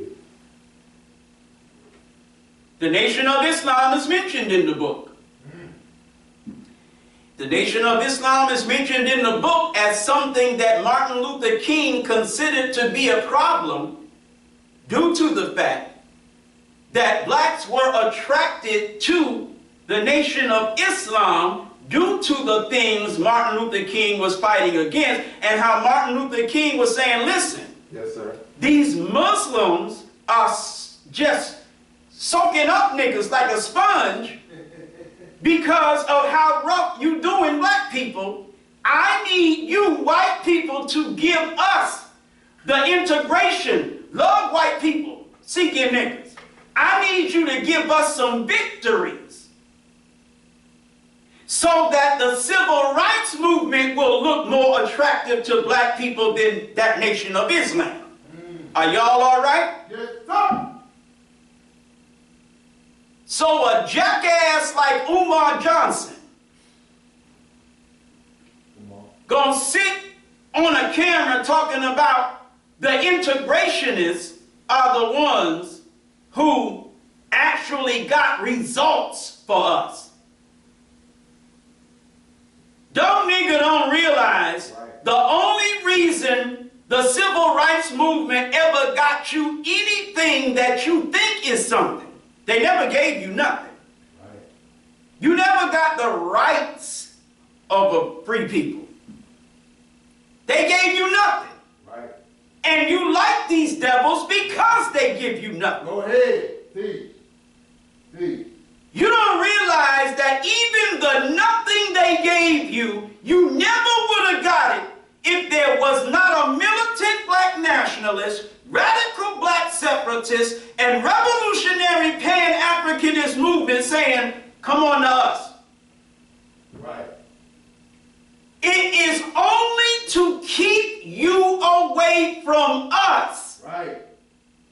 That the white man gives you civil rights. Right. And it is precisely because there is no large, strong, powerful black nationalist movement today that the white man is going to the civil rights movement and stripping it of everything he gave you. That's right. You no longer have an alternative. Talk back to me. See, good cop, bad cop. That's what the white man played with black history in the 1960s. Good cop, bad cop. Right. Yes, sir. Teach. Without the Nation of Islam being the bad cop on the white man, I charge the white man with being the greatest liar on earth. I charge the white man with being the greatest murderer on earth. I charge the white man with being the greatest whatever on earth. And he can't deny the charges because you are the proof of the charges. That's the bad cop. Right. Bad cop charging the white man. So the white man had to come up with a good cop. Right. Love your enemies. We all God's children. Right. Right. Talk back to me. Without the bad cop, do you hear me? You Imam Wallace Dean Muhammad niggas. Without the bad cop that y'all used to be. Before you became the good cops that you are now. the human family.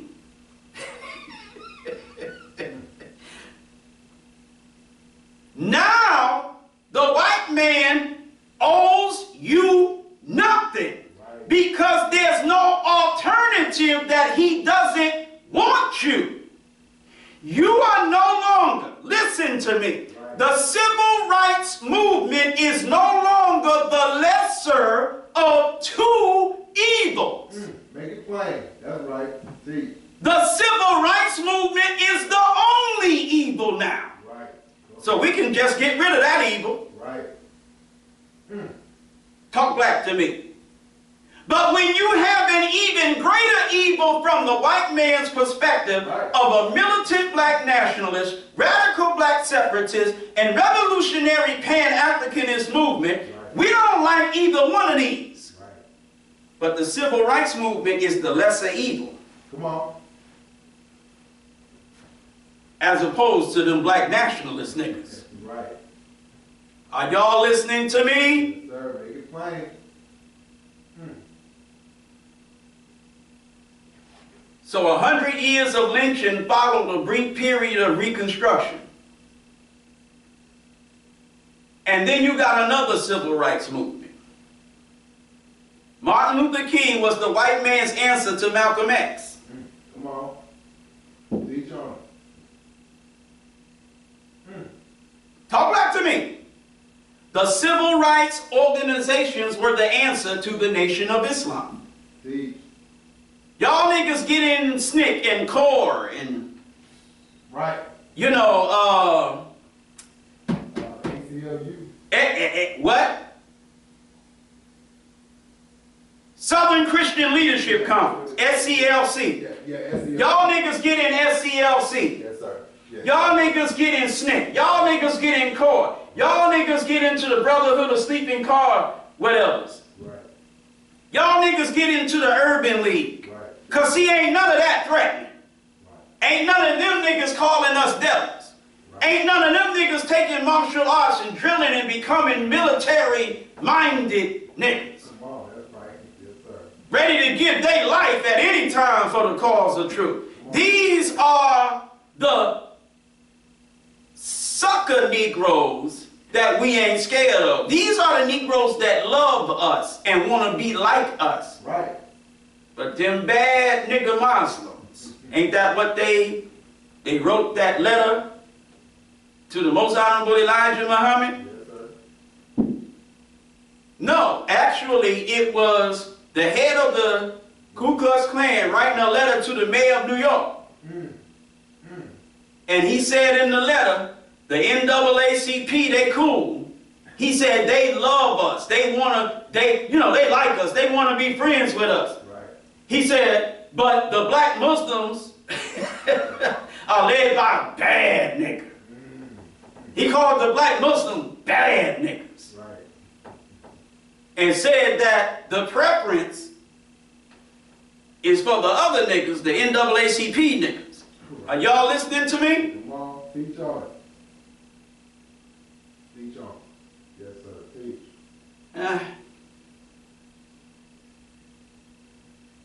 Listen now. Yes, sir. Go ahead.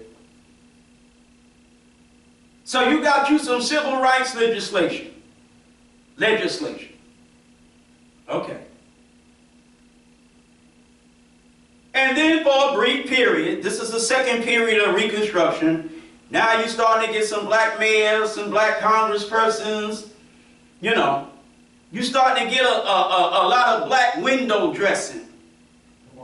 Just like you got back in the 1800s. Come on. A lot of black window dressing.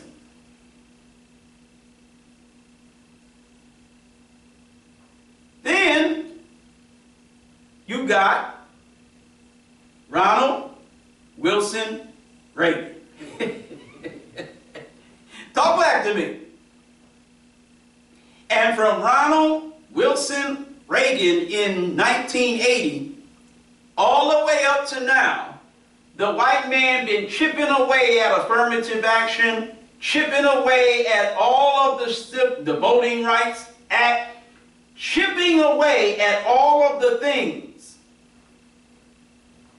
that you celebrate as some damn progress, talking about we've come a long way, but we still have a long way to go. Y'all all right? Yes, sir. All praise is due to Allah for the most honorable Elijah Muhammad. Facebook looking crazy? It is, yes, sir. That's a surprise. Actually, both of them, Brother Moose. I'm shocked. Listen now. Maybe I said something. I don't know. I have been... They say Facebook is ended. Uh-huh. Maybe they took the video down. And this one says unable to connect at the moment. Okay. Well, we got the camera. Yes, sir. Yes, sir. I ain't walking off the podium this time. Yes, sir. Listen now. So, for the last 40 years plus, you've been having all of the so-called progress chipped away. It never was progress. Because you were set free, but never given the rights of a free people. Talk back to me.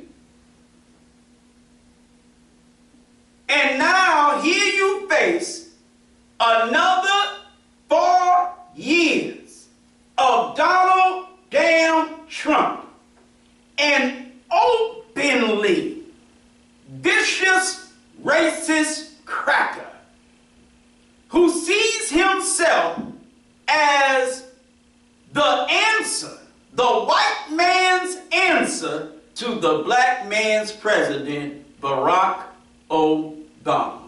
He was never our president.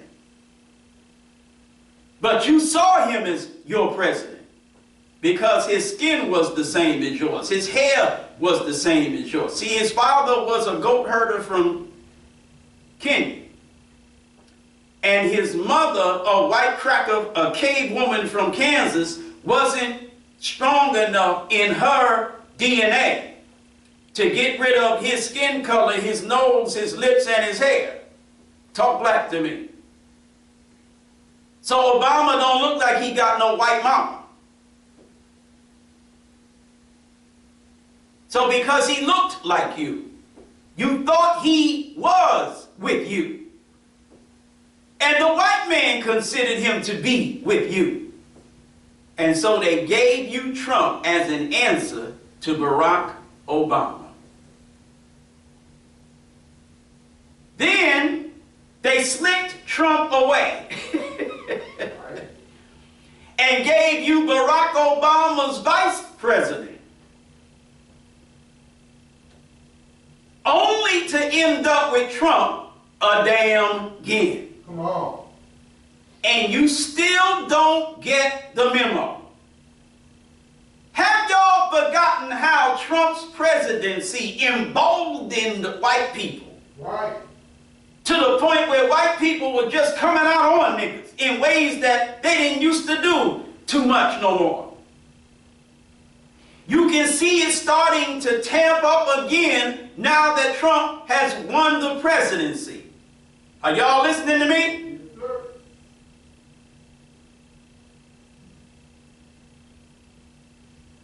Listen, it's time to stop playing games. We have not made any progress as a people in America. We cannot make progress as a people in America. As long as the white man's flag flies over our heads, we will never be a truly free people. First of all, land is the basis of freedom. And though the white man promised us 40 acres and a mule, we didn't get it. Well, we did get some of it, but then the white man came and took it back.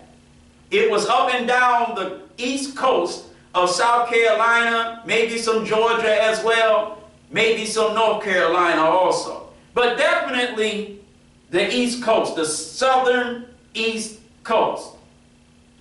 Are y'all listening to me? Yes, sir. General Sherman negotiated this.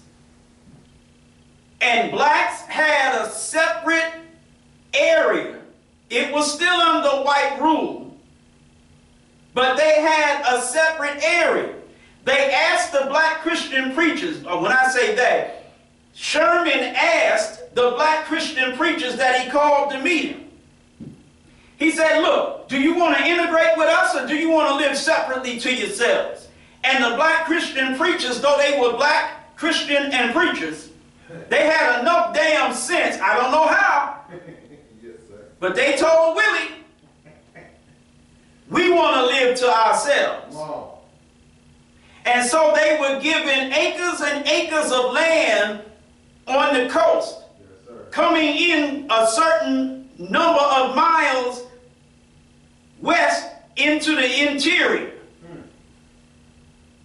And then, of course, the white man, like he does all the time, What do you do? he reneged, Yes, sir. took it back. Yes, sir.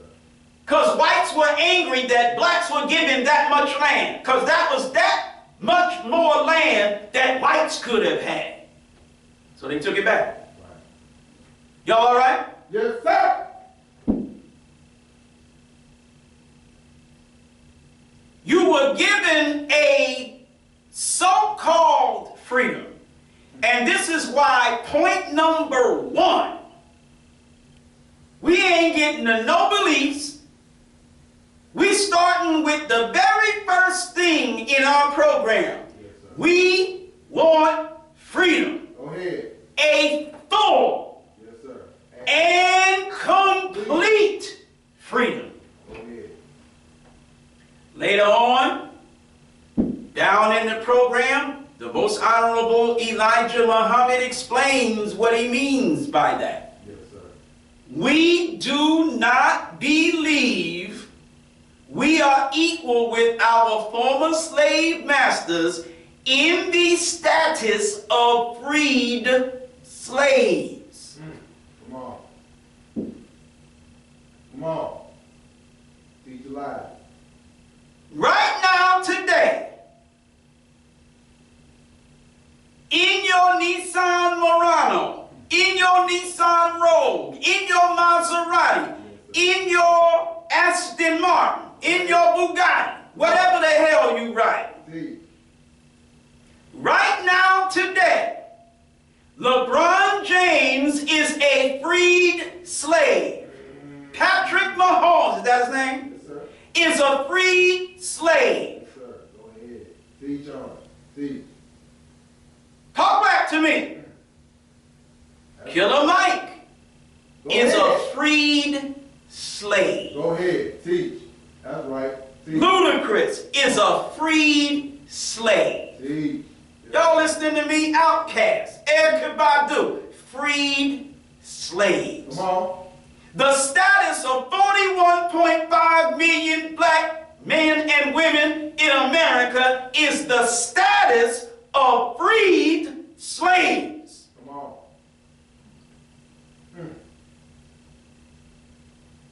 Freed from chattel slavery Right. without the rights of free people. Right. The rights of freedom. Come on. You are asked to suit up and boot up and go fight with the white man against the enemies of the white man. Yes, sir. That's right. Didn't the white man just send about 10,000 more troops to Syria? Yes, sir. You think they all white? Huh. Talk back to me. Sir. This segregationist cracker, he don't want the black man not to have to fight now. Come on. He ain't demanding an all-white military Go ahead. to go fight his damn wars. Go ahead. That's right. When he tried that in the South against the North brought some niggas in and started whooping on these devils. And then the South said, okay, we're going to let the niggas fight too, but it was too late. Right. Go ahead. Y'all all right? Yes, sir. One of them presidents, Truman, I don't remember which one. But when they were getting their butts kicked in one of them world wars, I think it was two, he said, get me the niggers. Come on. Talk black to me. Yes, sir. Go ahead. I'm pretty sure it was World War II. Yes, sir. Then you got them Tuskegee Airmen taking it to them damn devils overseas. Come on. Right? Yes, sir. See. When the white man get in trouble, you bring me the niggas. And whenever he's brought the niggas, Right. we save his day. Every time. Every time. Yes, sir. Go ahead. All right. Freed slaves. That's our status. Yes, sir. But see, that's Muslim stuff. It's not true. That's just that Muslim stuff. That's stuff that we say to try to get black people to stop eating ham Oh, really? and hate the white man. Free slaves we have. But our political status in America is literally freed slaves. Land is the basis of freedom. They ask us to go fight in their wars. And we're not offered 1 square inch of territory to fight for. Right. Are you listening to me? Come on. Yes, sir. Teach. We were X percentage of the casualties in Vietnam, though we were only a fraction of that percentage of the whole population. So far, we are 100% of the casualties of America's troop presence in Syria. As far as I know, only 4 troops have been killed. All 4 of them black, from Georgia. Teach. Teach. What the hell are you doing dying in Syria Teach. for the white man? Teach. And he hasn't offered us as a people 1 square inch of territory. Right. Look, the white man engineered the destruction of Syria. Israel got a bunch of territory. Israel has occupied now 3 times as much land as Gaza in Syria. Wow. Wow. Turkey has gotten a bunch of territory. Yes, sir. Al-Qaeda, aka HTS, Right. territory. Kurds, territory. Really? But niggas over there fighting and dying. We ain't got nothing. We don't want none of Syria. But I'm simply saying everybody has something in the way of real estate for the blood they're either risking or spilling but us. Right. Talk back to me. You in Syria in a white man's uniform, fighting and dying now Yes, sir. for the white man to occupy Arab land and make billions of dollars off of oil fields in northeast Syria, I think. They're stealing Syria's oil. Yeah. That's how they destroyed Syria. They took over the oil fields and the agricultural land in that particular part of Syria. Right. Without oil revenue, without agrarian agricultural revenue, Yes, sir. there's no revenue. Turkey took over the industrial area in the northwest, Idlib, Okay. so they don't have any revenue coming from the industrial sector of the country, no revenue coming from the oil-rich area of the country, no revenue coming from the agricultural area of the country. Right. They got no revenue. Man. Sanctions so gripping that it's ridiculous. You had some military, not officers, military personnel only earning $7 a month.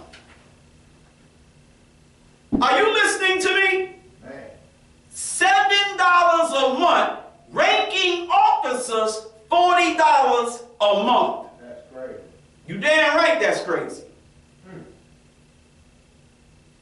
And here you are with your black self in damn Syria and just across the border from Syria in Jordan, fighting for and even dying for the white man to do this. But you ain't got nothing. Talk back to me. We fought in all of America's wars. That's right.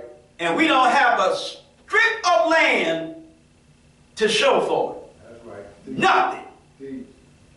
All of the wars we fought for brought the white man minerals, agriculture. What would you consider oil? What would oil be considered? I mean, minerals, you're talking about gold and silver and zinc and all of that kind. What would oil be considered? What they call it? We're just going to call it a resource. Yeah. Yeah. That's all. We're going to call it a resource. The white man gets minerals. The white man gets agriculture, Right. agricultural products or commodities. Right. The white man gets resources like oil, natural gas. Right. All of these things represent billions of dollars in revenue. You fight with this damn cracker to get these for him, you get nothing. Come on. That's right. Niggas ain't got no gas. At all. Now, I know some of y'all are saying, no, that is not true, Minister Eric. I ain't talking about, I know after we eat our bean soup, there is a lot of natural gas. But that's not what I'm talking about. Niggas ain't got no natural gas. Right. Other than what we get from eating cabbage and drinking milk and beans. Niggas ain't got no natural gas. Go ahead. Niggas ain't got no oil. Niggas ain't got no zinc. Niggas ain't got no cobalt. Niggas ain't got no manganese. Come on.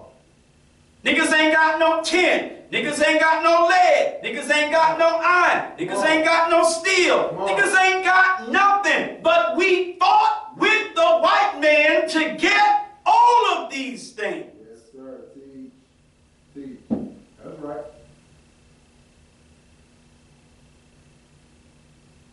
And we consider it an honor to fight for the white man. We consider it an honor to fight for this flag. Oh, man. You stupid nigger. As you were, sir. The white man got everything that you fought for, and your people got nothing. And you're proud to serve in this white man's military? What the hell is wrong with you? Never mind. Withdrawn. I'm scared you might answer. Good Lord.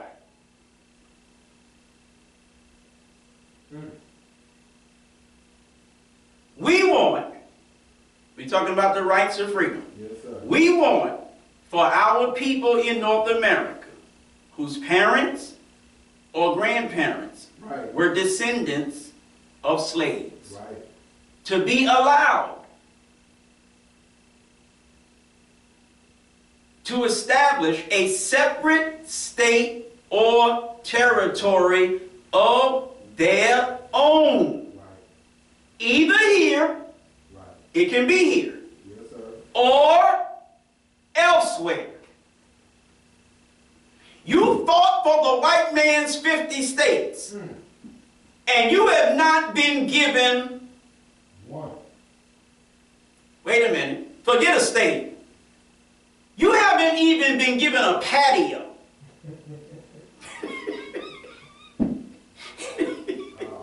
You ain't been given a front lawn. You ain't even been given a backyard. You didn't even get an alleyway. We want that. We want to cook on that. We want to cook out on the patio. You know? We ain't got none. Oh, that's that slick mutton. Listen, whatever you think you have, that's the white man's. That's not yours. Yes, sir, that's right.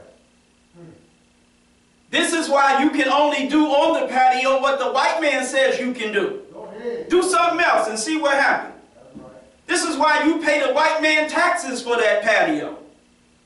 Talk back to me. All the laws that govern your patio are the white man's laws. That's not your patio. That's right. Your patio is part of a white municipal entity. Yes, sir, that's right. And that white municipal entity is part of a white county entity.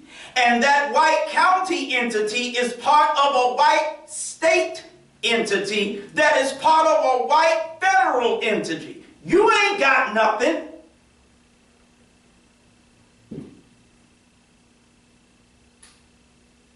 Niggas ain't even got a patio. Niggas ain't even got an alleyway. Man. Talk black to me. We want our people whose parents or grandparents are descendants of slaves to be allowed to establish a separate state or territory of their own. It can be here, either here or elsewhere. And that land must be fertile.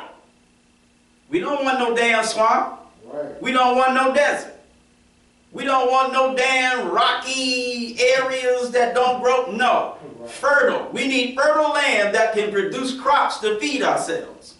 We want to be self-sufficient in terms of food production. Fertile and minerally rich. We don't want no land ain't got no gold, no zinc, no silver, no cobalt, no manganese, no minerals. No iron ore, no nothing. We're not interested in that. The land must be fertile and minerally rich.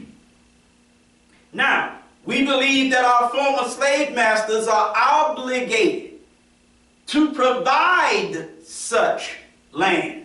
You don't get to tell me, you blonde-haired, blue-eyed biatch, you don't get to tell me, Delta goes to Africa, why don't you get a ticket and go? Why don't you take your mama over there, Cracker Cave biatch, and take her where them damn hyenas are, and make sure you video it. Don't come telling me no smart mouth cracker BS like that.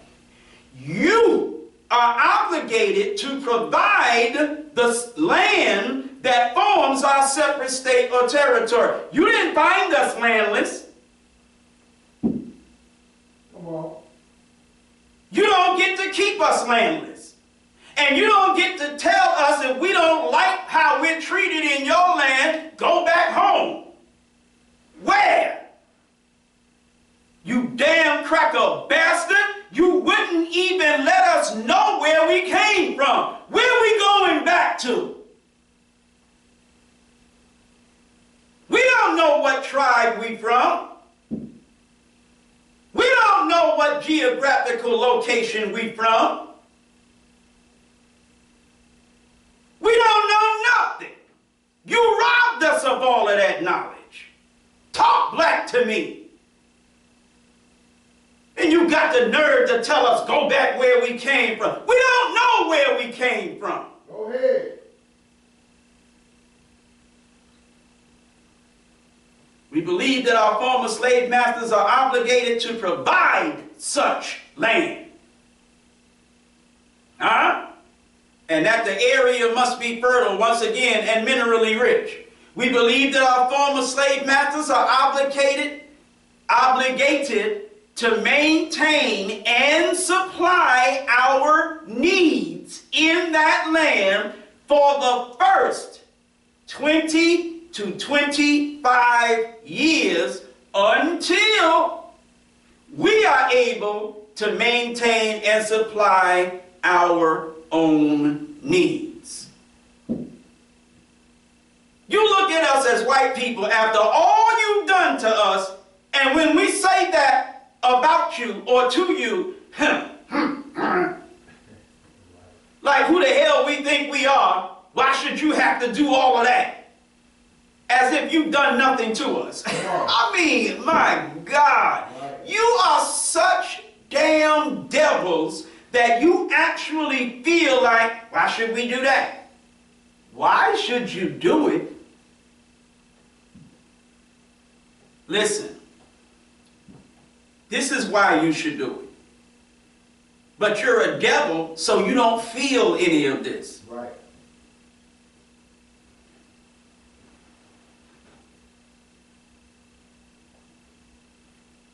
I know it. Word is bound to Allah. I know it, but I want to read it.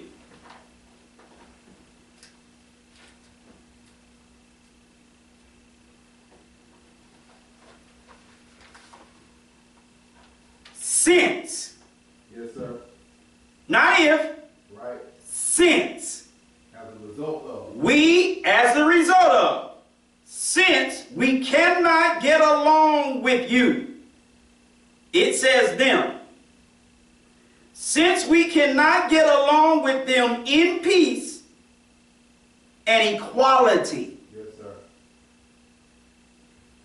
Since we can't get along with you, white man, in peace and in equality. Yes, sir. After, wait a minute. This ain't no situation of we just can't get along with you in peace and equality. Right. Now we're going to take the inability to get along with you in peace and with equality. Right. And we're going to put that in context. Go ahead. Meaning, while we're not getting along with you in peace, while we're not getting along with you with equality, there's another dynamic that dynamic is sitting in the middle of. Come on. That makes the fact that dynamic number one even worse than it would be if it were not for dynamic number two that dynamic number one is sitting in the middle of. Come on. See, this is happening to us after. After what? Giving them 400 years of our sweat and blood. Our sweat in the form of labor. Our blood in the form of wars that we fought for you. Yes, sir. And receiving in return What? some of the worst treatment human beings have ever experienced. We believe, Yes, sir. since all of that, we believe our contributions to this land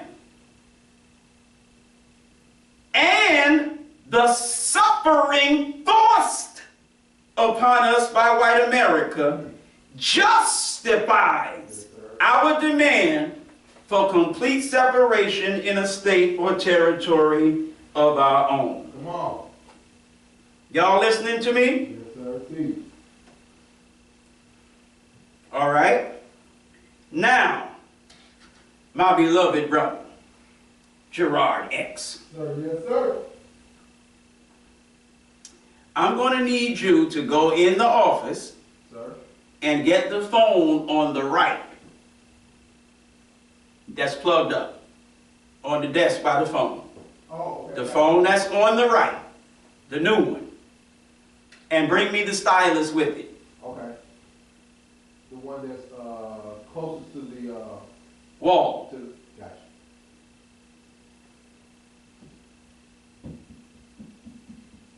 I want you to think about what I said. Since we cannot get along with them in peace and equality after. This is after something. giving them 400 years of our sweat and blood. And since what we received after giving them our sweat and blood for 400 years, in return for that, what we have received is some of the worst treatment human beings have ever experienced. We believe that because of our contributions to America, followed by the suffering forced upon us by white America, that this justifies, thank you. Yes, sir. That this justifies our demand for a complete separation in a state or territory of our own. Now, I'm going to read you something that's synonymous with what I just said.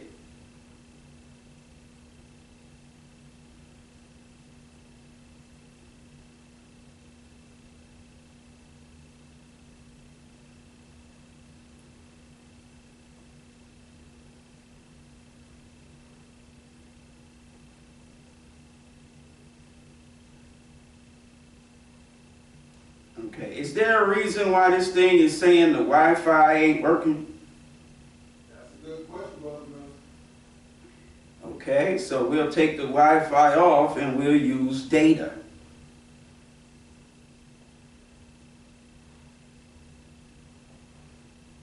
Here we go.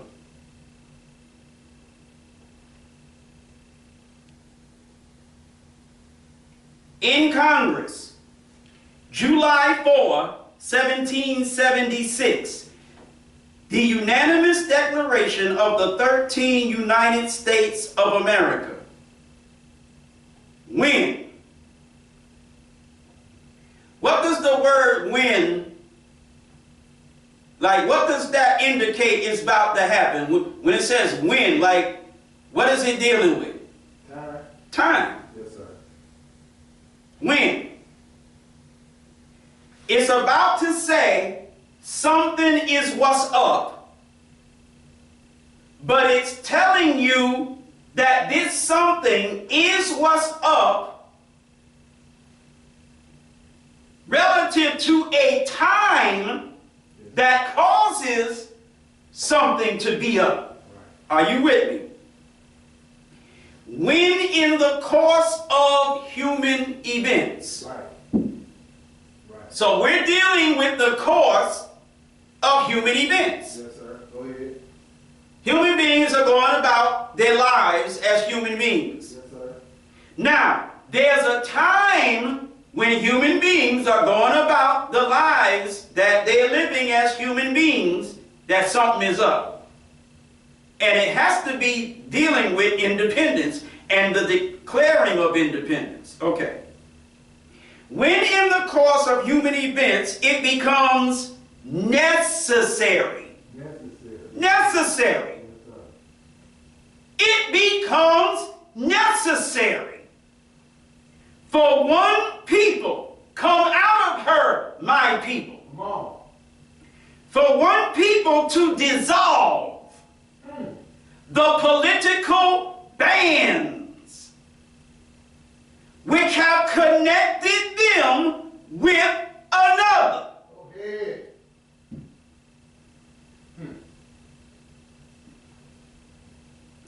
And to assume among the powers of the earth the separate and equal station to which the laws of nature and nature's God entitle them. Go ahead.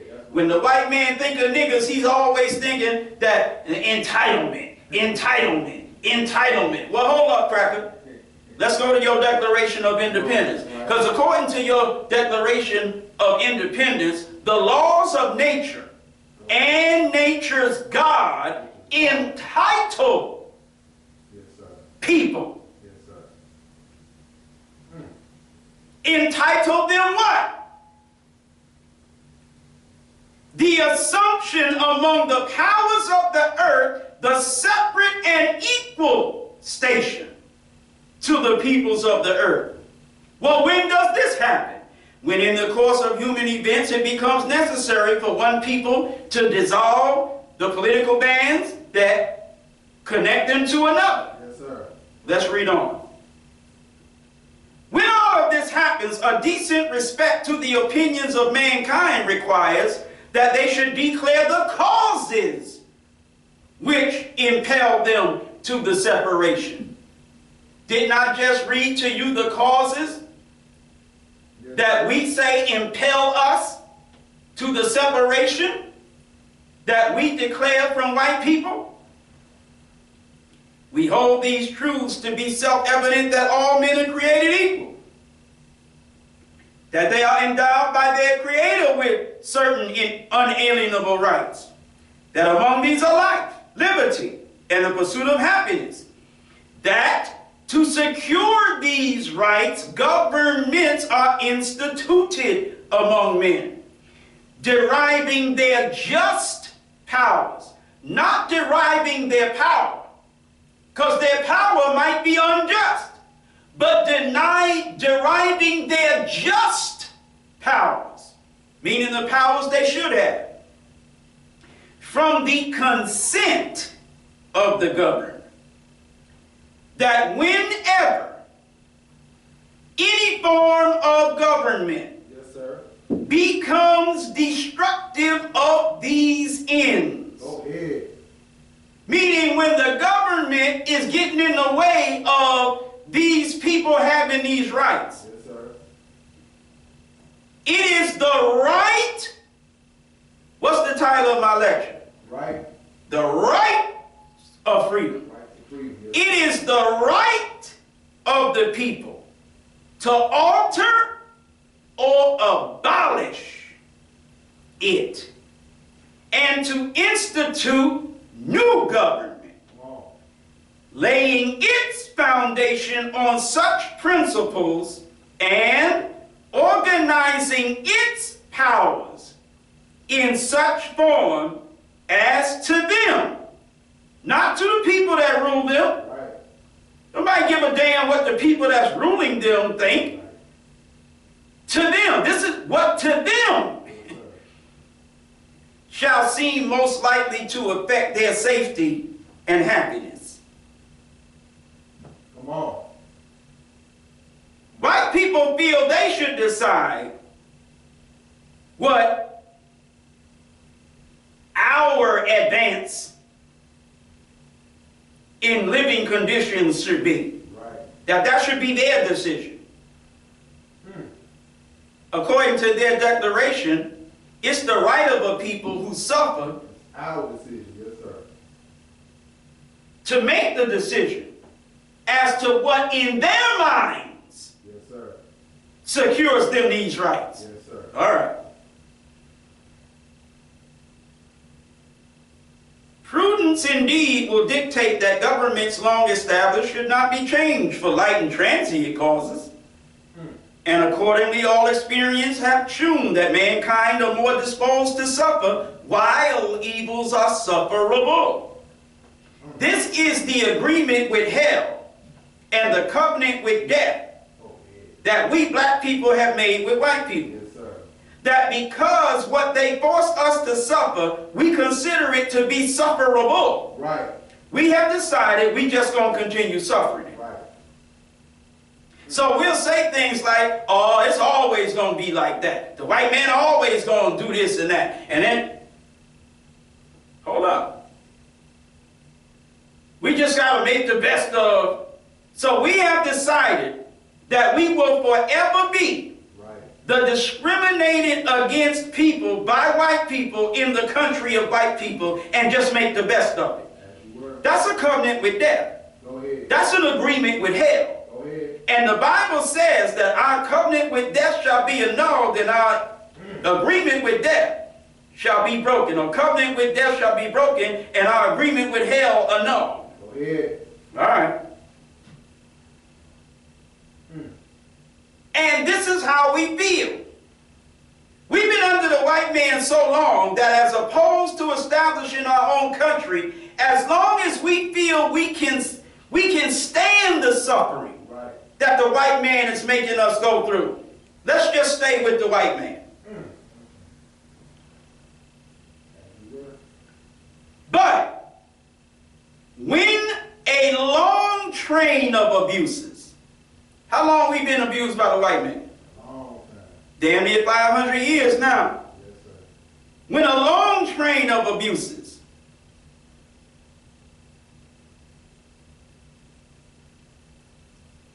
and usurpations, pursuing invariably, meaning always leading to the same thing, Yes, sir. the same object, evidences a design to reduce them under absolute despotism. It is their right. What's my subject? Right to freedom. The right of freedom, or rights of freedom. It is their duty to throw off such government and provide new guards for their future security. Throw it off. Such has been the patient sufferance of these colonies, and such is now the necessity which constrains them to alter their former systems of government. The history of the present King of Great Britain is a history of repeated injuries and usurpations, all having in direct object the establishment of an absolute tyranny over these states. Go ahead. To prove this, let facts be submitted to a candid world. Go ahead. And then it starts listing all of the things the British have done to them Yes, sir. who are also British. Yes, sir. That's right. We think the white man of America isn't British. Why isn't the white man of America British? Come on. Because he's been living in America instead of Britain for centuries? As you were, sir. Okay, well, if the white man, because he has been living outside of England, Right. is no longer British, then niggas who have been living outside of Africa are no longer African. As you were, sir. If we are African Americans, then the white man is a British American. American. Go ahead. Teach. Teach on it. Why are Irish who are living here Irish Americans? Right. Italians living here Italian Yes, Americans? sir. All other kind of nationals, whatever hyphenated Americans they are, Right. Come on. but the descendants of the former colony, they're not British Americans. Come on. Right. Good question. Because the white man said so. Right. To a nigga, what is what the white man says so. What ain't is what the white man says ain't. Right. Right. African Americans, we ain't been in Africa centuries. Italian Americans, Irish Americans, these Americans, that Japanese Americans, Asian Americans, whatever Americans. Right. Generations away from being where they from, they still hyphenated Americans. Right. But the goddamn white man from England, He's just an American. he's just American. He's not British American. Come on. Now, when you read the Declaration of Independence and read the list of things that they say they have been forced to suffer by the monarchy of England, are you telling me we have not suffered worse at the hands of the government of America and her states? Then if what happened to colonists of Great Britain in this hemisphere justifies their demand for separation and independence from England, Right. how in the hell does what has happened to us at their hand not justify separation and independence for us? Yes, sir. See, the reason I would really love to lick my hand and smack niggas, all 41.5 million, other than the fact that I'm just a belligerent nigga, Go ahead.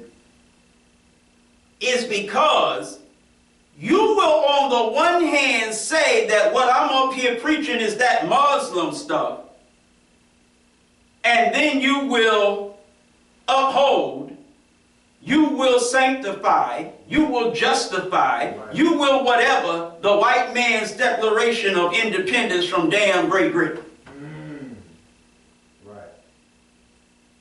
Here you are celebrating on the 4th of July with your steaks and hot dogs, hamburgers, and whatever on the damn grill, the independence of the white man of America, the British Americans. Right.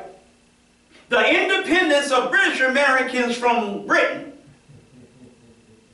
But when the Nation of Islam comes with our Declaration of Independence, oh, that's that Muslim stuff. That's why I want to lick and smack the living nigger piss out of you. Because you're hypocrites. You've been made so deaf, so dumb, and so damn blind by the white man, so silly and sucker,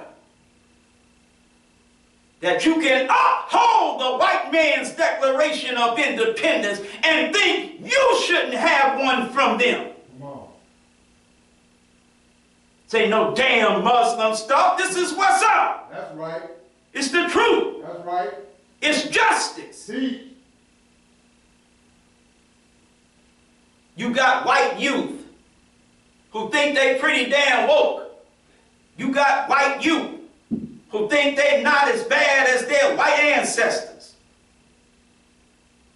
who are marching and calling for Palestinian statehood, that there should be a two-state solution to the Arab-Israeli or Palestinian-Israeli conflict in the Middle East.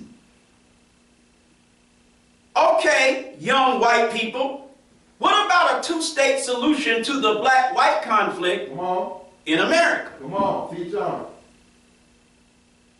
Right. When Jasmine Tucker is killed in Akron after they already killed Jayland Walker there. When you have cases like that all over the country, over and over and over and over and over again, no matter what shape or form the black-white conflict takes in America, when are you going to call for a two-state solution to that problem? Right. Teach. You're telling me that Palestinians who have been displaced from their land for only 75 years deserve a state, but niggers who have been displaced from their land for almost 500 years don't deserve a state. That's what you're telling me? Talk back to me. But see, the more sense you make, yes, sir, the more niggas and their slave masters oppose what you're saying. Right. That's that Muslim stuff. Right. What I'm saying isn't true. It doesn't make sense. It's not perfectly right. It's that Muslim stuff. Because the facts I'm bringing are less important to the feelings you and your slave master feel. Right. The hell with facts. Feelings is the #1 thing going here. Y'all all right? Yes, sir. All praise is due to Allah for the most honorable Elijah Muhammad. Okay.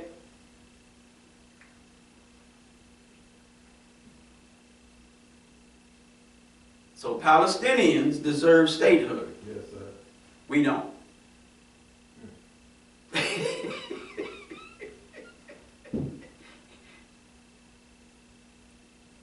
Palestinians ain't suffered half what we've suffered. Come on, teach.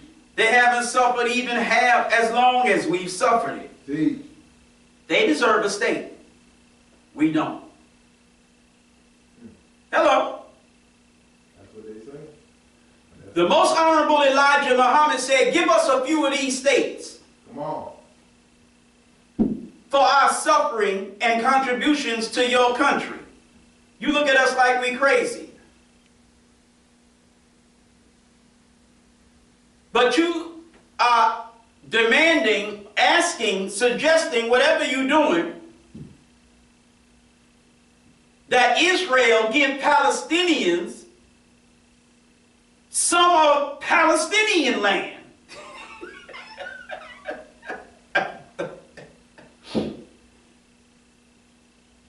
You ain't asking Israel to give Palestinians some of Israel. Come on. You took some of Palestine to establish Israel. Come on. And you are asking Israel on land it took from Palestine to give Palestinians some of Palestine that you are occupying that is not even Israel.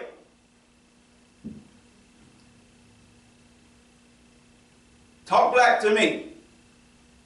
But you can't ask America to give us some of America. We fought for America just like you did. We worked America more than you did.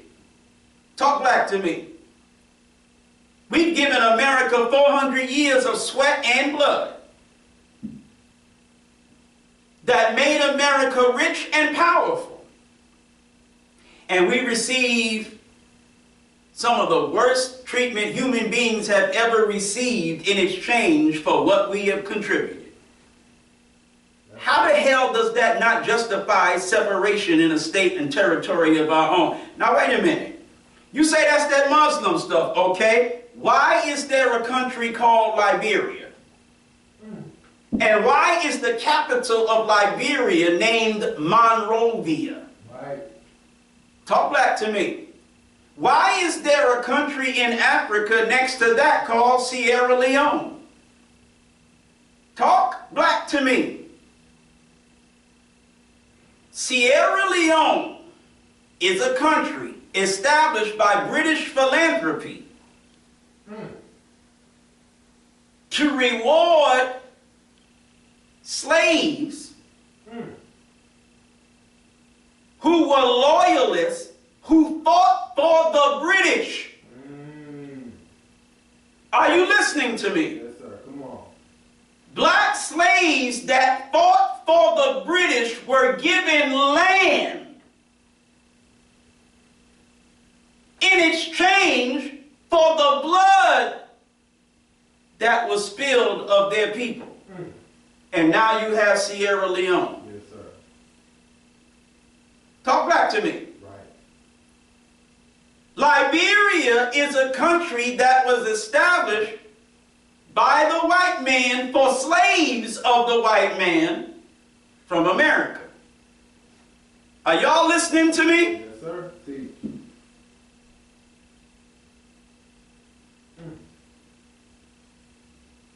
And the capital of Liberia is called Monrovia because President James Monroe was so instrumental in getting the government of America to provide the slaves of America with separate land and territory. Hello? Yes, sir. One of the presidents, I forget his first name, but his last name was Tubman. I don't know if he was related to Harriet or not. Do you know that family of Tubmans? Is from Georgia? Oh, no, sir. I know that. Yes, sir. Go ahead. This is a family of black slaves from Georgia that white crackers sent back to Africa, provided them with the land, maintained, and supplied their needs. And later, the members of that family later became the president of the country. Oh, man. The leadership of the country. Did not know that. Hell yeah. You know how I learned that? Sir. Another book. Yes. Know who wrote that book? Who? Michael Thurman. Oh, yes, sir. I call him Michael Netanyahu. Yeah. Because he's a puppet, a fool, and a damn tool in the hands of the white man for the Jew. Oh, man. We stand with Israel.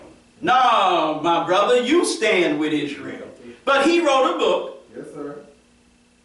What is he now? Is he still superintendent of whatever, or CEO of DeKalb County or whatever? Yeah, I used to work for him. Not directly, but I used to work for him. yes, sir. I used to work for the security company that had the contract at the Department of Labor when he was the commissioner. Okay. And I used to be the officer that worked in the garage downstairs where he parked. Yes, sir. Yes, sir. So one day I stopped him and I asked him, because another officer, he had given that officer a copy of his book called Freedom, Okay. History of Georgia, Freedom. Yes, sir. So I stopped him and asked him, can I have a copy of the book? Yes, sir. He went to his trunk, got a copy of the book, signed it, Go ahead. gave me a autograph, copies, said, my friend Eric, whatever. You understand what I'm saying? Yes, sir. But in that book is the history of Georgia. That's how I learned that Oglethorpe University is named after General James Oglethorpe, who was the leader of Georgia before it became a state. Go ahead. That's right. I learned a lot about the history of Georgia. It was in that book that I learned about Sherman saying to the black preachers, y'all want to be with us or you want to live by yourself? And that's where I learned they actually were given their land. Yes, sir. But then the white man took it back. Yes, A sir. lot of jewels in that book. The name of the book is called Freedom. Okay. Yes, sir. And then it has some kind of subtitle, but I can't think of it right now. Yes, sir. Matter of fact, let's have a awkward moment. Take your time, brother. Now. Let's put out some actual facts.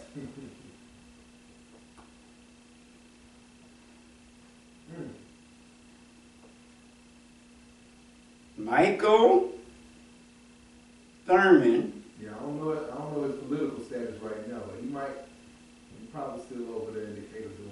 Michael Thurman, Freedom. Here's the book. Freedom, Georgia's Anti-Slavery Heritage, 1733 through 1865.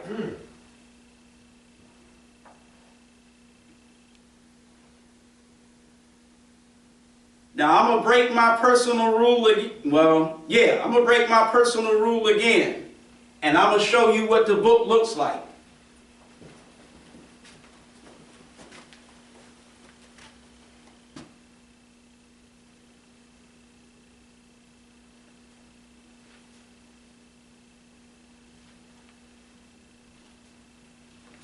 Freedom. Go ahead. Now here, it's on Amazon, hardcover for $69.99. I promise you, it's worth more than $69.99. The history in that book is worth hella more than $69.99. If you a nigga and you ain't got that book, get it. You got $69 for niggas stupid, get that damn book. Come on. Y'all all right? Yes, sir. Michael Thurman is the white man's nigger, but he's a damn genius. Jeez, how it work. He's good for the black man in terms of research and authorship, Okay. but he's no good for the black man as a politician or servant of the white man. If I had millions of dollars, would pay him millions to do nothing but study, research, and write for us. Go ahead. Just him by himself could do so much Go ahead. to make us a better people See, go ahead. if he wasn't so in love with damn white people. Go ahead. That man is worth millions of dollars. Go ahead. Y'all all right? Yes, sir. But he's worth those millions to the white man now. He could be worth those millions to us if he had the knowledge of himself and some damn respect for himself. Come on. He's extremely valuable. See. But he doesn't want that value to be ours. He wants to be valuable to the children of his damn slave masters. Right.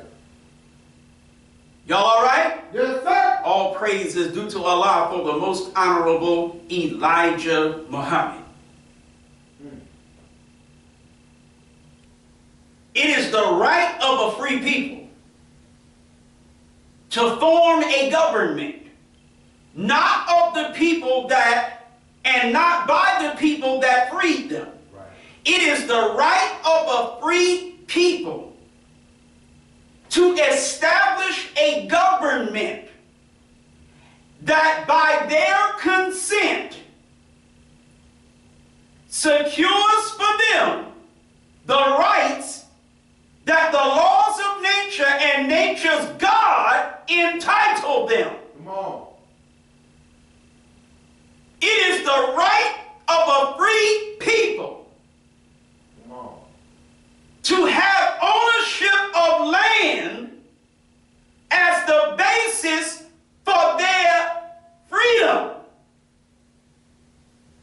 And like I said, to form a government that to them, damn anybody else, that to them is suited to guarantee them the rights that their God gives them just because they're created by him. Right. That's the right of a free people. Yes, sir. Teach. God damn it, white man, if I'm not your slave no more, why the hell do I have to be a so-called citizen of your country, the same country where I used to be a slave? Man, come on. I can't leave. I gotta stay. And I gotta accept your damn rule. You crazy as hell. James Monroe didn't think that. Right. Abraham Lincoln didn't think that before James Monroe. You say that's that Muslim stuff, but wait a minute, was Abraham Lincoln a black Muslim? Why the hell did Abraham Lincoln call black leaders to the White House and tell them, look, Right. y'all free niggas, damn the slaves, we ain't talking about them right now. Y'all free niggas. The way we treat you in America is just slightly above the way we treat the slaves.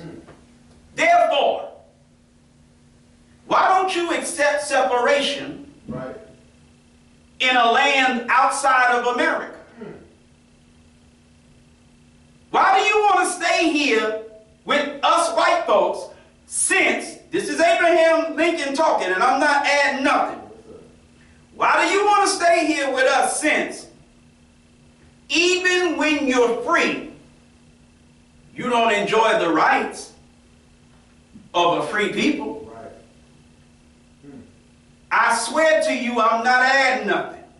Abraham Lincoln was saying this to free black leaders. Right. Meaning the black leaders of the black population that was not slaves. Gotcha. There was 4.5 million slaves, but there was 500,000 free blacks. Right. Businesses, jobs, property, free blacks. Yes, sir. But the way they were treated Right. was just a step above slaves. Talk back to me. All right. They didn't have the rights of free people, Yes, sir. but they weren't slaves. The slaves didn't have the rights because they were slaves. Go ahead. But those that were not slaves, that were free, also didn't have All right. almost no more rights than the slaves. Are you listening to me? Yes, sir. All right. So Abraham Lincoln said, look, because your people and my people are so physically different, there will never be a time when your people will be equal with my people. He said, look, as long as you remain among us, there will always be this position of the superior and the inferior. Come on. This is the same man that you celebrate a holiday for because he freed you. A monument has been built to him. Right. But that same man told you, as long as you in America, there will always be between black and white the position of the superior and the inferior. Then he said this, I, as much as any white man, want the superior position assigned to white people. That's Abraham Lincoln. See? Talk back to me. Now this is 1860 something. Right. Okay, fast forward to 100 years after that, and you have the riots that was sparked by the murder of Mike King. You say Martin Luther? Okay. And so, a senator, I believe, whose last name was Kerner, there was a commission established, and it's named after him, the Kerner Commission. This is 100 years now after the abolition of slavery. This is 100 years after Abraham Lincoln said, look, it's always going to be like this. 100 years later, because Martin Luther King was trying to change it from being like this, in spite of the fact that Abraham Lincoln said it's always going to be like this. They murdered Dr. King for trying to change it from being like this, proving Abraham Lincoln is right. And then they set up a commission to study the causes of the riots that came up because they killed Dr. King. Okay. So, the current commission said that the number one problem facing America was the race problem. Y'all got economy, infrastructure, immigration. Y'all, everything is the number one problem of America except the black-white conflict. The current commission said the number one problem facing America is the black-white conflict. The current commission said that America is heading towards, I died when I read that, heading towards two nations, separate and unequal. One black, one white, separate and unequal, heading towards. And then the current commission came out with all kinds of recommendations to solve the race problems. 30 years later, in 1998, talk back to me, the current commission was revisited. And they basically came up with the conclusion that in many ways, the situation is even worse than it was in the 1960s. Now, we are 2 years up from the 55th anniversary. And they said the same thing on the 50th anniversary. In 2018, they revisited for the 50th anniversary. And they said the same thing. Same problem, even worse in many respects. Right. Now, this is after slavery, after Jim Crow, 100 years of lynching, after civil rights, damn near 100 years after civil rights, over half a century after civil rights now. And they still saying, we got the same problem going on. Talk back to me. proving that Abraham Lincoln was right. What did they follow Jim Crow with? The new Jim Crow. Right. Mass incarceration. Yes, sir. Now a white man is bragging, saying, well, mass incarceration has largely been dissolved or done away with. But wait a minute, since when? Even if that's true, which it's not, even if it's true, you got slavery for centuries, a century of Jim Crow and lynching, followed by a half a century or more of mass incarceration. And now we got Trump for the second time, Trump 2.0. All of which proves that Abraham Lincoln was right. Yes, sir. Go ahead. James Monroe comes after Abraham Lincoln, and because he also believed that this was correct, he gets Congress to appropriate enough money to start sending niggas back to Africa and establish Liberia. Before Abraham Lincoln thought about this for a reason. Right. Abraham Lincoln had a political mentor, somebody that Abraham Lincoln looked up to like, yeah, when I grow up, I want to be just like him. Yes, sir. It wasn't when he was a child. I'm being halfway funny. But Abraham Lincoln looked up to a white man politician, and I think he was from New Jersey. I'm not positive where I'm from. His name was Henry Clay. Henry Clay ran for the presidency 3 times and lost each time. But he was a very, very famous, powerful, consequential white man, so much so that Abraham Lincoln looked up to him. Right. Y'all all right? Yes, sir. Henry Clay was a white man that believed in the separation of the black man and the white man way before Abraham Lincoln. And Henry Clay was involved with the establishment of American colonization societies. And it was the American colonization societies that were largely responsible for financing and facilitating blacks being taken from America to Africa to establish Liberia. Now this is Henry Clay. Now the American Colonization Society was going on in the early 1800s. Yes, sir. You get past the mid-1800s with Abraham Lincoln and then past him into James Monroe. James Monroe is still thinking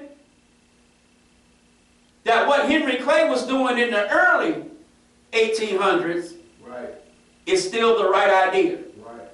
Yes, sir. Right now, in the state of Georgia, at the State House, they got a picture of, what's my man's name? This black man who was some kind of state fella in Georgia. I done forgot this man's name. I'll just be damned. And I don't even know how to look for it Yes, sir. on the phone. Right. But he was a very, very powerful and influential black man in state politics in Georgia. What in the hell is this man's name? In any event, this man started sounding like, at first, when, because of what he rose to in Reconstruction, Yes, sir. he thought was just great for black folks. Because the white man flipped it all around, he started sounding like Malcolm X. He basically was teaching that the white man is the devil. Yes, sir. Go ahead. But he didn't know he was the devil, so he wasn't actually teaching. But he was basically teaching it. That's right. I got it. And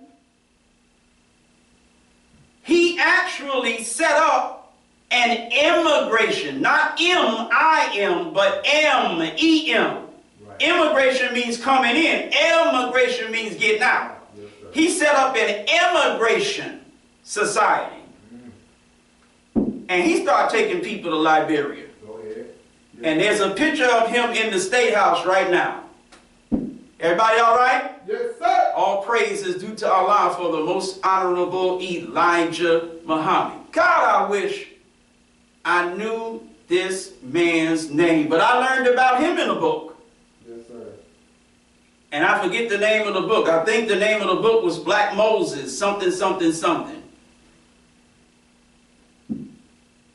But he led a pretty serious movement in the state of Georgia, getting black people who were disgruntled like himself with what happened to the gains of black people due to Reconstruction, how the white man turned that all around. And so he started talking that separation and independence talk. Yes, sir. Y'all all right? Yes, sir. All praise is due to Allah for the most honorable Elijah Muhammad. Now, since I'm supposed to be doing a podcast in a half hour, and I'm like only halfway through teaching, I'm going to go ahead and stop teaching halfway through and prepare to do this podcast. Suffice it to say, as I said, that the rights of freedom were never given to black people when we were so-called freed from chattel slavery. Why do I say so-called freed? Well, we were freed from chattel slavery, but we were never given the rights of a people supposedly free. And because we were never given those rights, many of us worked on plantations even after the abolition of slavery as sharecroppers for the same slave masters on the same plantations, because the white man set us free and gave us absolutely nothing to go free with. So we're saying to the white man, we want freedom. We want a full and complete freedom. We want everything necessary for us to exercise the rights of a free people. We need land to be free. And we're demanding that the white man settle us in a separate state, in a separate territory of our own. That the land must be fertile and minerally rich, and that we have our needs maintained and supplied in this territory for 20 to 25 years, after which we can go completely on our own.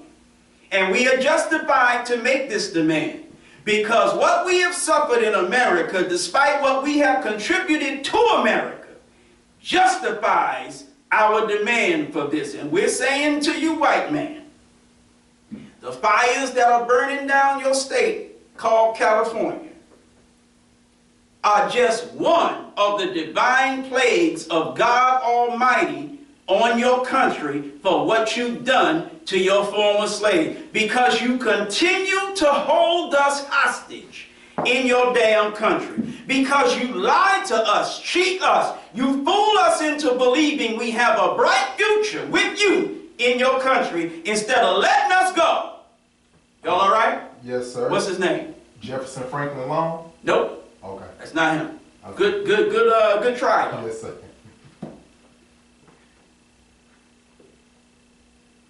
Because you will not let the black man go and give us a good send-off. Your country is doomed to be plagued with way more than you have suffered thus far. The power of America to hold the black man with her will be broken. The white man will be forced to let us go. And you that love the white man, you will be forced to let him go. You are the people of God's choice to be the rulers of a new world. And you are like Jonah, running from your mission. And so like Jonah, God is going to force you to accept this mission by making your life so unlivable until you accept it. The right of freedom. Thank you for listening. Assalamu alaikum. Wa alaikum salam, sir. All praise is due to Allah for the most honorable Elijah Muhammad.